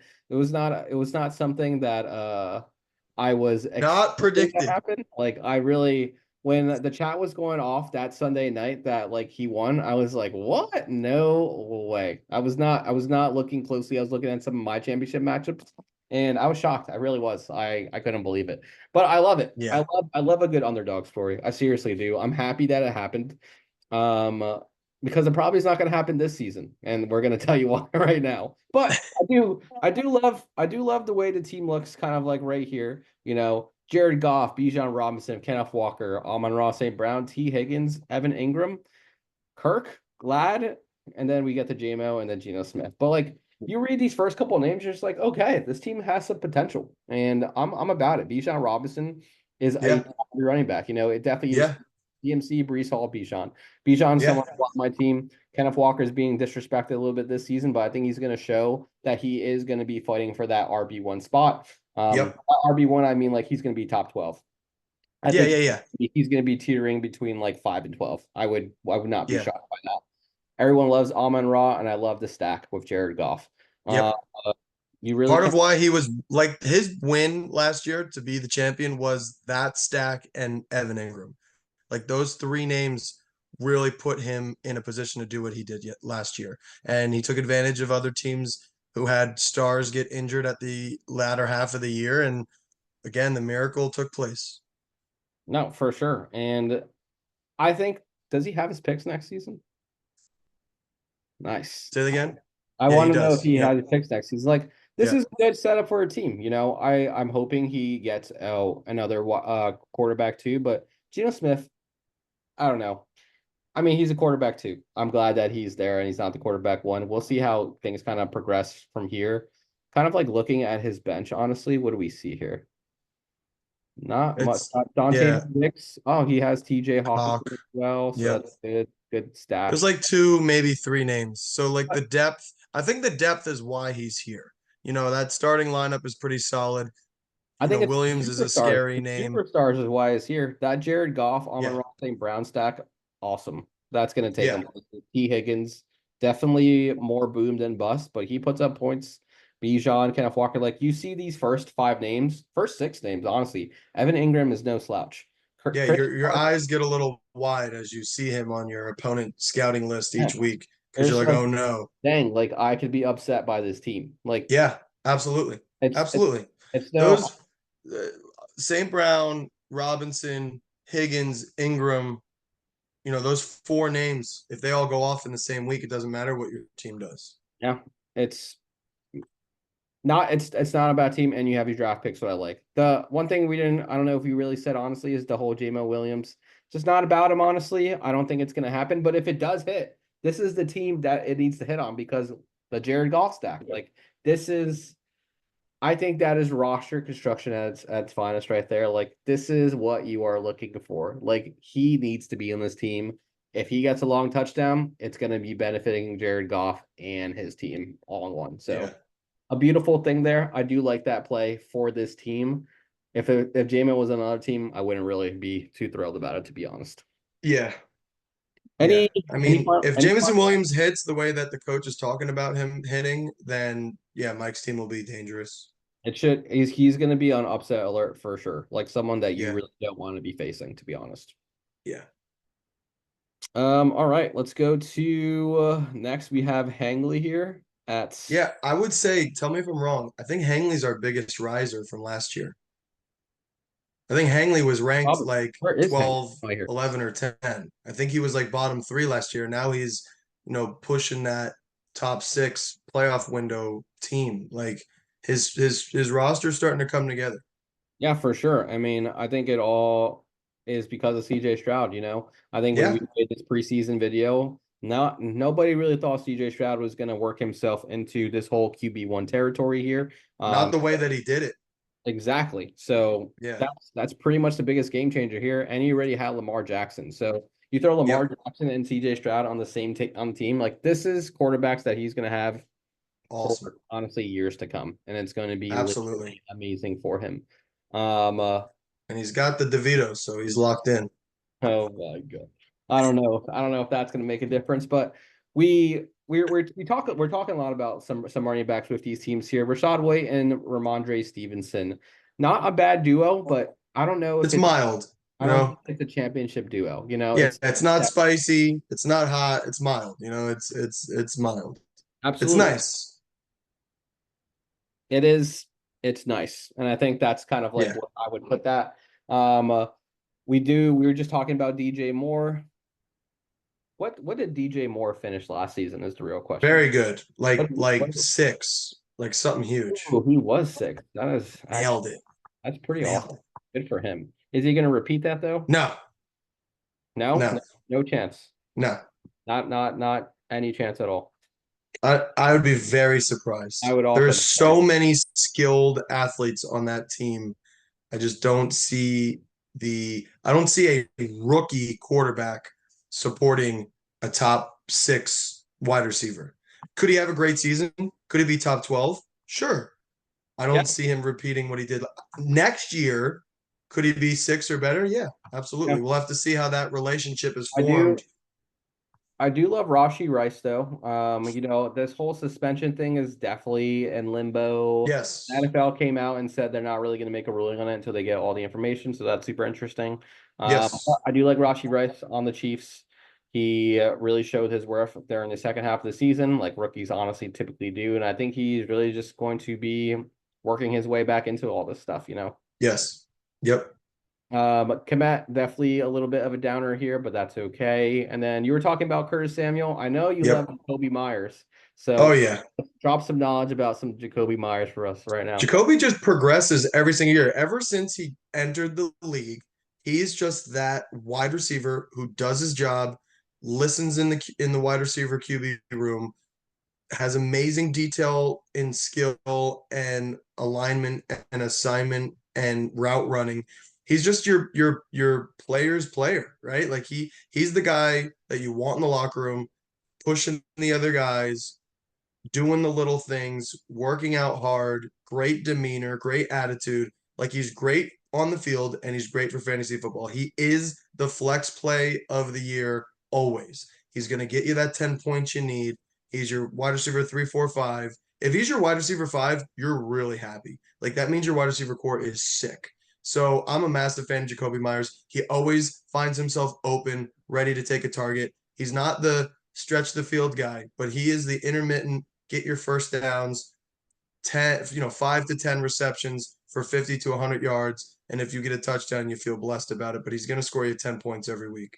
Wow, this is also look at this first round from Yeah. Frankie, who is a low rated team. That's some good stuff for her right there. But we look at his flexes like Curtis Samuel, Jacoby Myers, and Brandon Cooks. Like it's not terrible. I mean, They it's should not. all be 10 points a week, in my opinion. 10, 10, 10. But Boom, boom, boom. I think you're like hoping for that 10. I think that's what it is. Like I think it's 10, 10, 10, and you're hoping for Jacoby Myers or Curtis Samuel spikes. I That's what think I think. I I think think you're getting 30 points from those guys every week. I think the problem for me here is that I feel like there's going to be very little spikes with this whole team overall. Like I Oh feel yeah, it's all like, going to be just consistent play. and I Yep. don't think that's what I mean. Hangley's definitely going to get some teams. I feel like you're getting your spike weeks from Lamar The Jackson, quarterbacks. Jay Stroud. Like, but this team That's is it. definitely upset some people for sure. I mean, Oh I think yeah. it's a good structured team. You have 2 first rounds and a second round next year. Plug that in here. Like, say, I mean, plug some of the players, plug a Brian Johnson into this team, plug an Xavier Worthy. If you even want to go a little bit earlier, that plug a Malik Neighbors in this team. You're thinking about this team in a different way. Yeah. Kyle had a very interesting first year draft, made some good trades, picked up some free agents that have developed for him. And I mean, if he can continue to develop his philosophy and continue to develop the team in the trajectory that it's going, uh, with those two quarterbacks, anything is possible. Yeah, for sure. All right, let's move on here to we are gonna go to Patrick. Yeah. Are we going to Patrick? I feel like now this is where the territory So where we're so getting. I have Patrick at 4, you have Patrick at 5. The truth is Ben and him could be interchangeable. Let's go through Patrick first, and then let's see if either one of us change our mind, All right, going through the two teams. let's do it. So starting off with Patrick with the best quarterback in NFL history, and I'm not ashamed to say that right now. It's Yeah, suck absolutely it, Tom. Patrick Mahomes starting it off real strong. So Patrick Mahomes had an off season last season. Let's look at that here. What was he? He finished as the quarterback 8, and that is a bad season for Patrick Mahomes. Absolutely. I don't think that's going to happen again. Once again, Nope. we got Rashi Rice, we got Xavier Worthy, we got Hollywood Brown maybe coming back and doing some things. Travis Kelce is here, Pacheco is here. I think the offense is starting to progress itself into this territory of just like, okay, the Chiefs' offense is now actually starting to become a little bit legit versus last year, where everybody, Yeah. I don't understand how this team is surviving. You know why? It's because they have Patrick Mahomes and he just gets Uh, things done. And their defense has definitely very much improved. It's not only on Patrick Mahomes anymore. You I know, give the credit. I give a lot of credit to the coaching staff. I think they're geniuses. absolutely. And that's what coaches are meant for, you know. But Yeah. Patrick Mahomes and then quarterback 2, Derek Carr, not something that you really want to see. JJ McCarthy was supposed to be sliding somewhat in here, but now he's out for the season. So Yeah. it's really Patrick Mahomes right here. You got to hope Derek Carr is going to finish the season.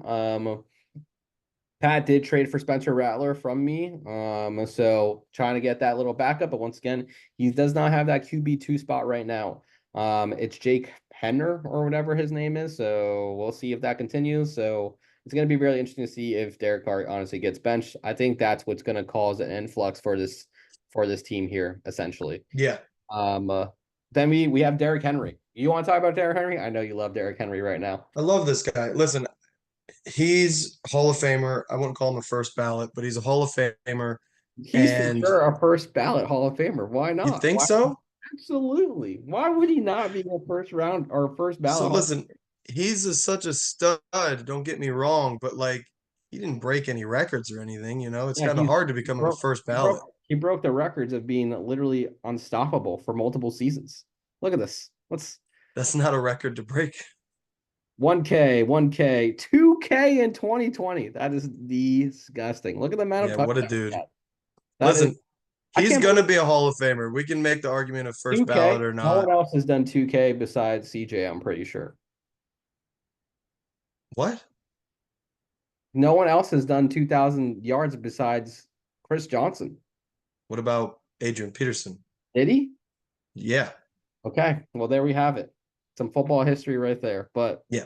2K is rare. That is, Listen. We could play the game first ballot, not first yeah, ballot, but you're right. You're right. that Anyways, would let's take a get lot of time. That would take a lot of time. back to our scheduled program here.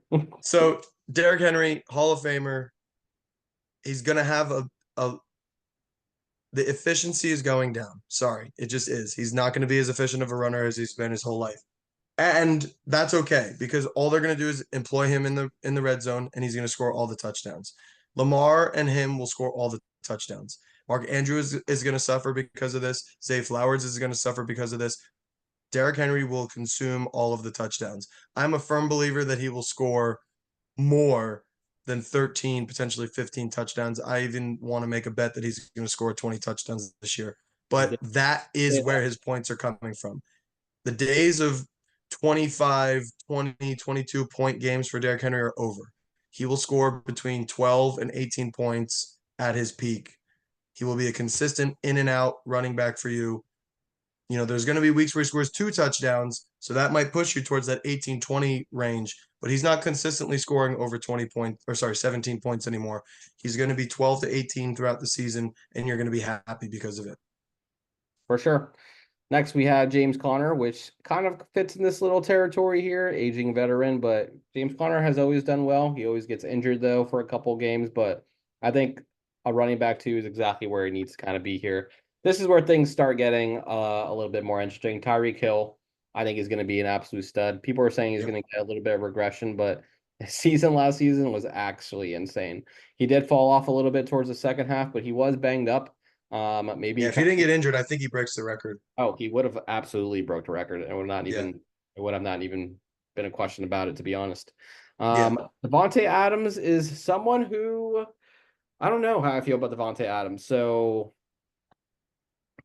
going a little bit high on redraft for me. He's going like mid second, and I don't know. I really do picture Devontae Adams is going to be on a different team this upcoming season. I think he's just going to be really frustrated at where the Raiders are going. Um, I don't know, but he gets a lot of targets, and that's what you're looking for. Targets are earned. Because Mike Evans is on this team, I'm not so worried about Adams. I think Evans and Adams will have their spike weeks throughout the season and they'll balance each They other balance out. each other out. I like that thinking, to be honest. But Yeah. If you Mike know, Evans wasn't on this team, Patrick would not be this high. Tyreek Hill, Devontae Adams, Mike Evans. That's a trio you want to see. We have that upside of Xavier Worthy, and once again, we have the stack. Xavier Worthy scores a launch touchdown. Patrick Mahomes gets those points as well. I love that. Yep. We're talking about Chuba in the draft. He has Jonathan Brooks. Who are some other individuals he can put in this lineup, though? I don't feel like there are. Cortland Sutton is definitely going to sneak himself in there for sure. Darnell Mooney, Mooney crazy. has a chance, but I'm not sold on it. I would really say It's those are. really it. I feel like that is truly is it, honestly. But I can't he cannot have injuries. And in my opinion, that's why he's down here. for sure. Because you got people like Mike Evans, you got people like Devontae Adams, you got people like James Conner, you got people like Derrick Henry in his age, And who, then if they get injured, you're really going to set yourself behind. And honestly, this is exactly what happened to him last year. Last year, he had injuries at the beginning of the year that just crushed him, and he just couldn't make his way back from the injuries. yep. So yeah, that's kind of Pat's team. So let's go to the team that you believe is rated lower than him. And let's see if we're going to change some minds here, which is going to be Ben's team. So start us off, Brownie. What do you see? Yeah, so Love, Taylor, Jacobs, Jefferson, Chase. I mean, listen, that is as scary as a starting five as just You about can even anybody. go lower. Trey McBride, I would even slide in there as well. Yeah, There's I mean, yeah, you definitely. I mean, he ended up being, the last 7 games of the season, the tight end too. I think that that's easy to become the tight end too when there's literally nobody else on your team. Now that a superstar Marvin Harrison is coming in, I think it changes things. But you know what? To be honest, it could change things for the positive. It could take eyes off of McBride, which means he's going to be open more often. you're right. You could go down to the tight end position and say, this six pack is awesome. What starts to bother me is it looks like you have to start two tight ends. That's scary. Now, ironically, the two tight ends that you have both have insane wide receiver upside. Like if Pitts goes off the way that he's supposed to be going off the last 4 years, he is a wide receiver too, essentially. So that's fine. But that just hasn't happened. Christian Watson, there's all this hype and all this he could be, he could be, he could be. Well, he just hasn't. He hasn't. On a game to game basis, he has. On a game to game basis, he's shown us that he has the ability to be a game changer in the NFL. But if the guy's not on the field, he's not on the field, right? Palmer has been in the league for a while and he finds himself in his best opportunity, his best in his career opportunity on the Chargers now that Keenan Allen has departed and Mike Williams has departed. But will he get overshadowed by their rookie pick in Lad McConkey? So that flex all the way down to QB2 is where I just don't see him consistently being better than Patrick. Could he beat Patrick on a given week because he's got Jamar Chase, Jefferson, McBride, Jacobs, and Taylor? Absolutely. So what I was But like saying, Love and Mahomes are dead even for me. Like there's a cross out there. the thing So for me if you that went we from were running back one to tight end, yeah, maybe that beats Patrick. But then when you go to flex, I just don't see how his flex outplays Patrick's flex consistently. I will say something that we also talked about pre-video was the whole Deshaun Watson, Baker Mayfield, but you said True. you would take Derek Carr over Deshaun Watson. I would. You stand by that I still stand by that. on the record. Yeah, Okay. if I have to choose right now who's going to be my number two quarterback, I mean on this team it's Baker Mayfield. I But also it's definitely Baker Mayfield. So I'm yeah, assuming Ben will change that after watching this video because yeah. I'm gonna And listen. then me talking to you, I would take Derek Carr on Patrick's team over Deshaun Watson because Deshaun Watson, in my opinion, is just a scam artist. He bribed the Browns into giving him all this money. The worst contract in NFL history will go down as the worst contract in NFL history because he will not do a single thing for the Browns for the rest of his career. And I just firmly believe that. I think the guy is fragile. I think he's been mentally broken for years because of his whole lawsuit situation and he hasn't yet to play football in 4 years, like legitimate football. Not It's like, yeah, sure, he's been in, he's the played, but then he fall gets off. injured. A fall off is honestly pretty incredible. So I own Deshaun We've never Watson. seen anything like it. Like, look at this. 5-5-5, dead. 35-35. But obviously he has not been playing, but it's actually quite It's not fascinating. okay. It's for a guy who was $200 million guaranteed. It's not okay. It's not It, okay. it really is not okay. I'll put But Daniel Jones on the field before I put him on the field. we'll start talking about some bench people. I would definitely slide Brian Robinson in there over Christian Watson. So this is literally the same exact scenario in our last video as well. Like I said, the same exact thing. Brian Robinson over Christian Watson for another team. I would do the Yeah. same thing. That is an easy decision for me, to be honest. Yeah. And I really feel like that's it. You were just talking about Sean Payton and his weirdness with his wide receivers, like Marvin Mims Jr. What's he doing? Maybe. Is he gonna do something? Well, we don't know because they're trading away all the wide receivers we thought were starting. I do So, say Bennett does have some supreme running back handcuffs though. Marshawn yes, Lloyd, Blake Corum, Brandon Allen, and Mason. Jordan Mason. Like Jordan that Mason is a legit handcuff this year. If uh, McCaffrey has another injured year, Jordan Mason is a league winner, oh, 100%. absolutely. And I think it's interesting. I think it's something to for sure look at, to be honest. Yeah, Let's yeah, I don't know. Not much else to say, but I really do love this whole running back duo. I know I was saying that a little bit earlier. Like I'm definitely higher on Josh Jacobs than I previously thought I was. And I think that's literally the truth for me, to be honest. yeah, So Jonathan Taylor, I think is going to return back to RB1. Like it's great. And then you can never be disappointed with just Jefferson and Jamar Chase. you just can't. So You what are your just thoughts? can't. Have you swayed your mind or no? No, I haven't. I just keep looking at that flex group, and I have a problem. It could be wrong. It could be just me being wrong. I have a problem if your team has to start two tight ends in order to compete. Yeah. Tight ends are too inconsistent of scorers for you to be relying on them in one of your flex spots. Could it work out with Pitts? Absolutely. Anything could happen in this crazy game, but that just freaks me out. Freaks me out. Yeah. All right, next is all right. Now we're gonna start going to the top three here. So, how do you want to handle this? We were both nice to each other. Jason has me over him. I have Jason over me. I don't care. I really don't care. Let's give Jose the respect of a second timer, and we can put him number one for now. I mean, let's go. Let's do what we did last video. Actually, let's talk about our own teams and let's chime in from there. Let's do it. I'm gonna hype myself Sure. up a little bit here. All right. So we go my team here. We got Josh Allen and Anthony Richardson. So I will say Josh Allen once again not really getting that much praise, honestly, for this upcoming season. He lost Stephon Diggs, a lot of vacated targets. What's he really going to do? I think Josh Allen is a great quarterback, though. I think he's going to figure it out. I think he's going to be okay. He's going to be QB1.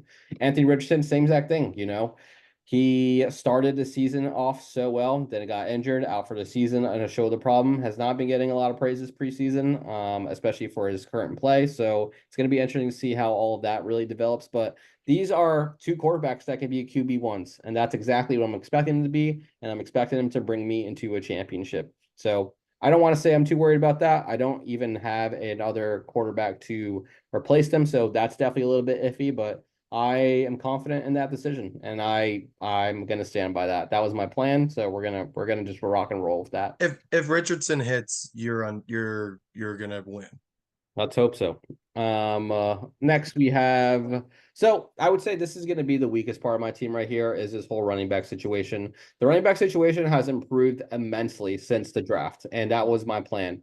You know, I wasn't looking to really get like a crazy running back. I wanted some filler pieces, so I was going to really do this hero RB strategy with Devon Achan. You know, hopefully we don't really know how that backfield is really going to work out, but he exploded last season, like 30-40 point games, and he did that on very low volume. So let's hope it kind of continues to kind of go that trend. For RB2, we're really going to be rotating. It's going to be the system of who has the hotter hand. It's going to be Aaron Jones, Javonte Williams, Austin Eckler. That's going to be the trio here, and that's who we're going to be Yeah. rotating in, honestly. I will say I'm probably going to start Aaron Jones. Probably, I would say week one. I am thinking about doing Javonte Williams. We'll see how it works out, honestly. Then I think this we start getting to a true strength in my team.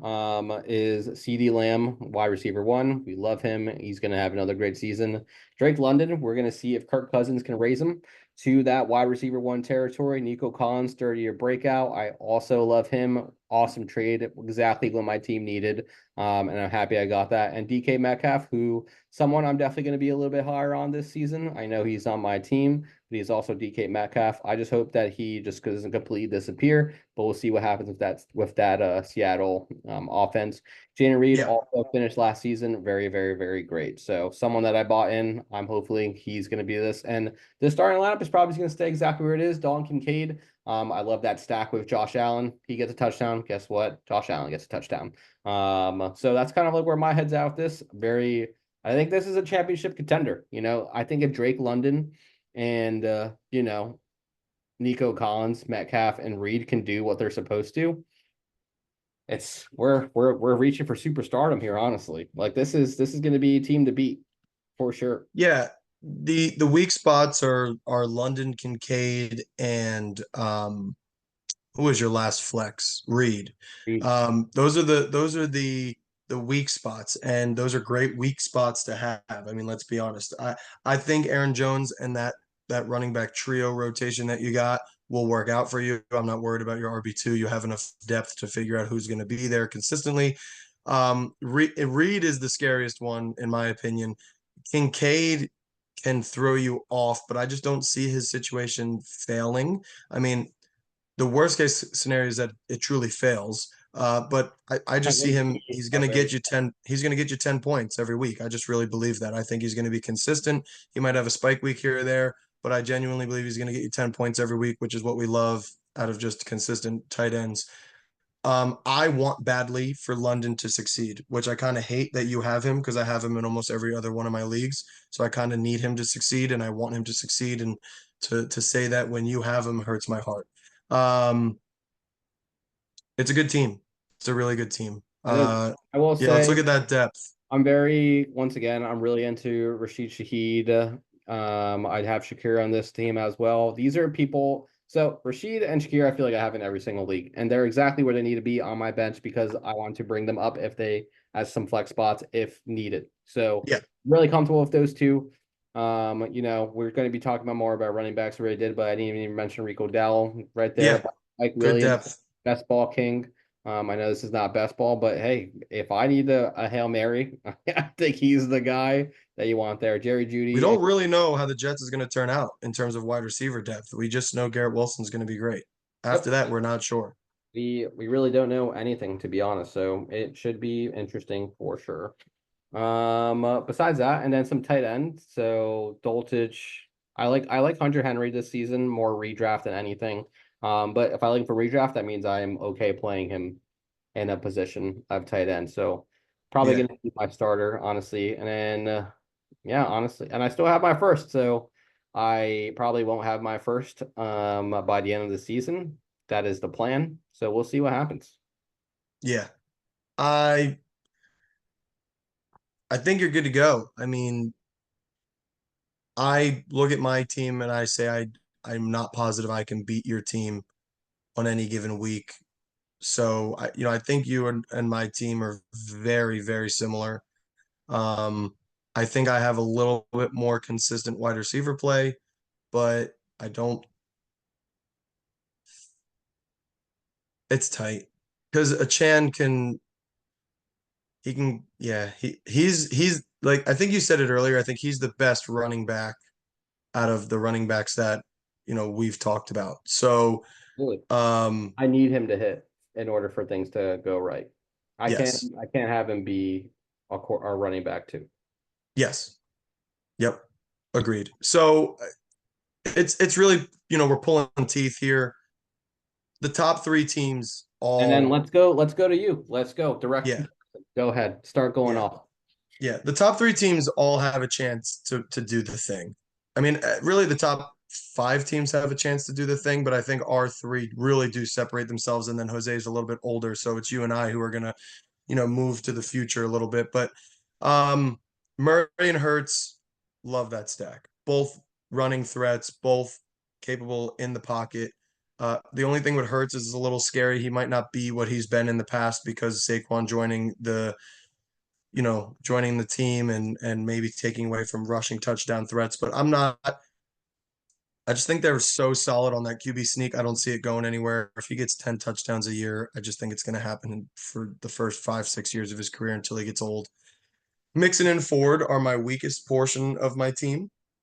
Everything else is pretty freaking awesome. But to have, I mean, Mixon just somehow finds his way into the top 12 running backs every single year. I don't understand it. He's a very inefficient Running back runner. six last season. Running back Yeah, six. How? I know. I How? don't I really don't get it.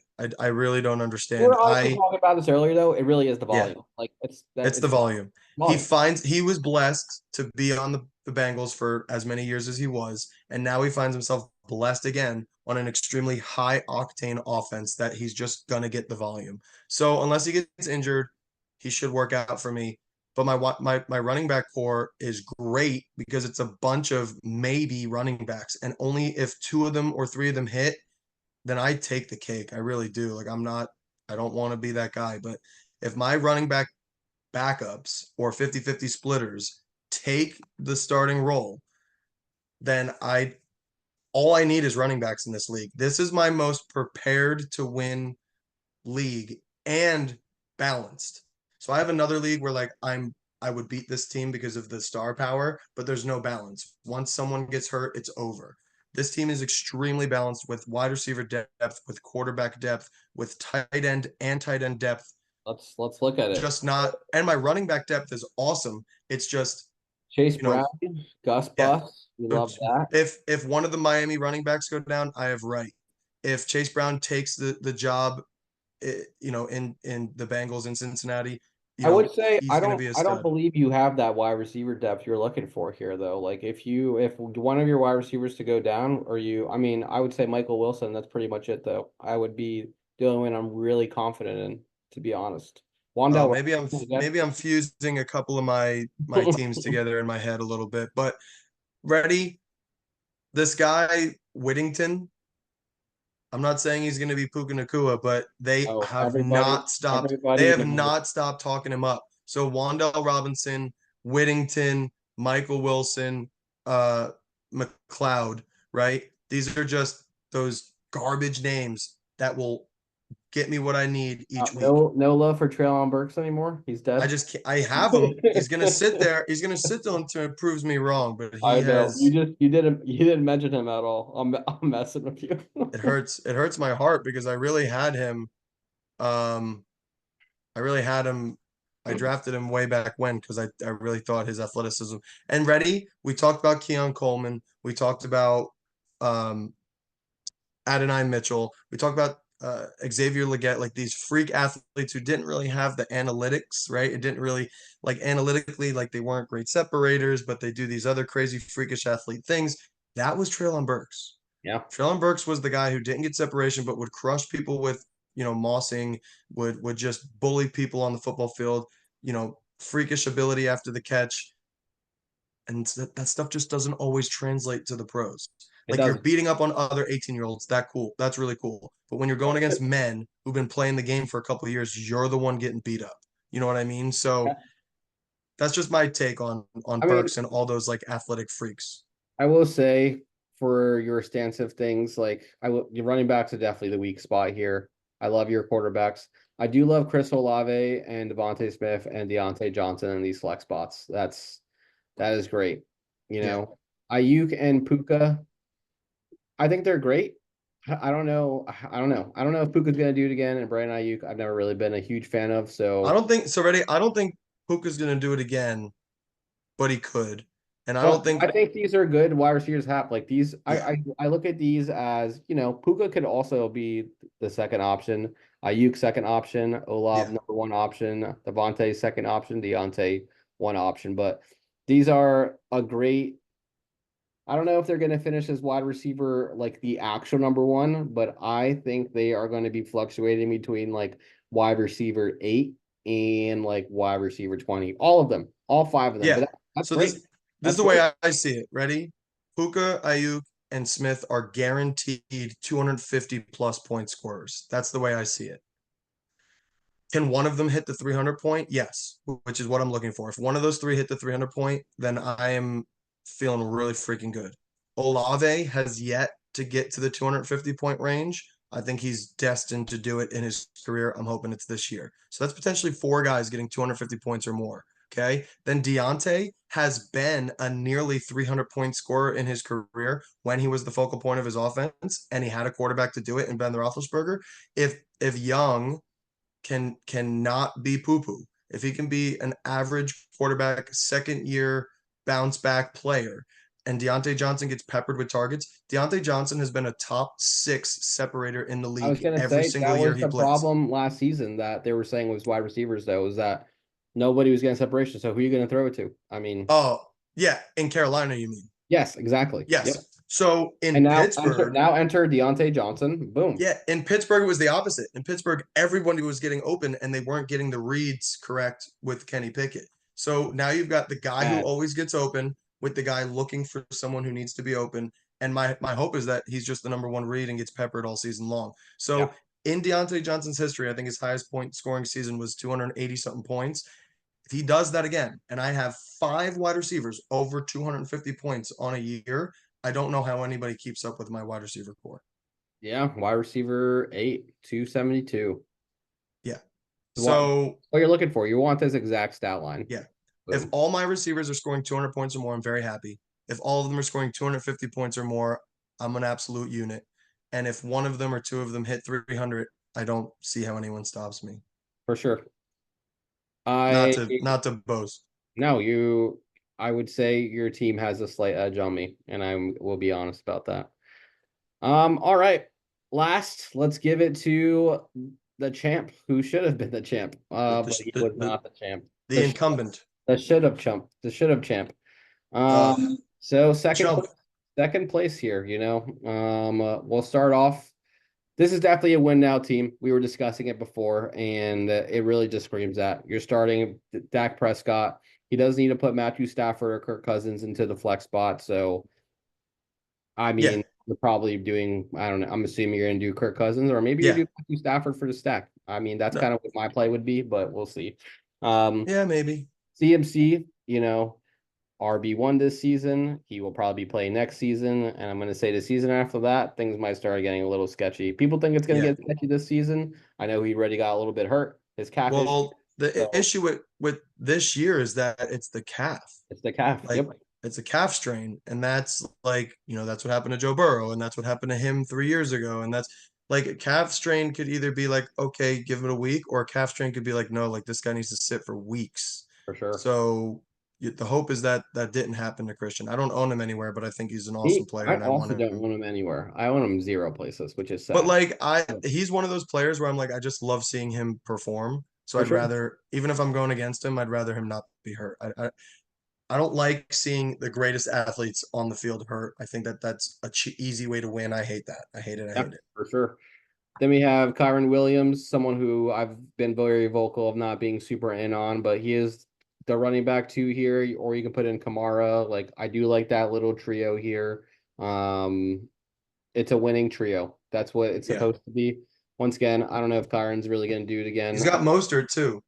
Yeah, he does have Moser, so this a quadruple or whatever you really want to call that. So not bad at all. But then we get to the wide receivers where I things really start kind of getting interesting. Cooper Cup, I think he's gonna have a bounce back season. Mari Cooper, stud. I mean, he always does so well, but he's starting to really become the Mike Evans, even though Mike Evans is still alive and he's He's still got to doing. change his name. His team name has got to have something Cooper Cooper. It's Like that just has to literally, but Amari Cooper is so great, and I think he's always going to be great. I know Deshaun Watson always. is awful, but Deshaun Watson should find him. Hopefully, that is Deshaun Watson, when him and Deshaun play together, he's Cooper's always projected for his best season. It's just Deshaun doesn't last. And what's yes, great about Cooper is that he's still going to get to that 250 point mark that you're looking for in your wide receiver twos or worse, and regardless of who's he's still quarterback. like what 20? He's 28. Wow, he's 30 now. No, he's 30. Wow, He's he old. is old now. This is it. This is the cliff. This is, this year, next year, the year after. He's not going to get past 32. I really don't believe it. Wow, Uh, I really thought he's been so young for so long that I've always thought he's been so young. he he's just a good dude. Like he's someone who I feel bad for the teams that he ended up on because he's someone that I really believe like had that Hall of Fame caliber athleticism For and skill, but just it just didn't work out. Like when he for was with the sure, Cowboys, they never made it through the playoffs. When he's with the Browns, their freaking quarterback that they paid $200 million to doesn't show up to play. Like, for sure. yeah, I'm a big fan of Amari Cooper. He's one of my favorite wide receivers. Then we go Travis Kelce, starting tight end. Can't beat that ever, honestly, especially for a contending team. And then we have Keenan Allen and Terry McLaurin. I think Terry McLaurin really is gonna really have a good productive season with Jaden Daniels. Yeah. This is probably his best quarterback that he's played with thus far, Yep. compared to all the trash that he's been playing with. So I think Yep. Terry McLaurin is going to be exactly where he's supposed to be, that like wide receiver 20-ish range. Let's hope he does creep up into that wide receiver 15-ish. I don't think Yeah. he's going to be that wide receiver number one, but he's someone that you can depend on, and he's in the flex. Same thing with Keenan Yeah. Allen. Things are going to be a little bit sketchy with Keenan Allen, though. Once again, Yeah.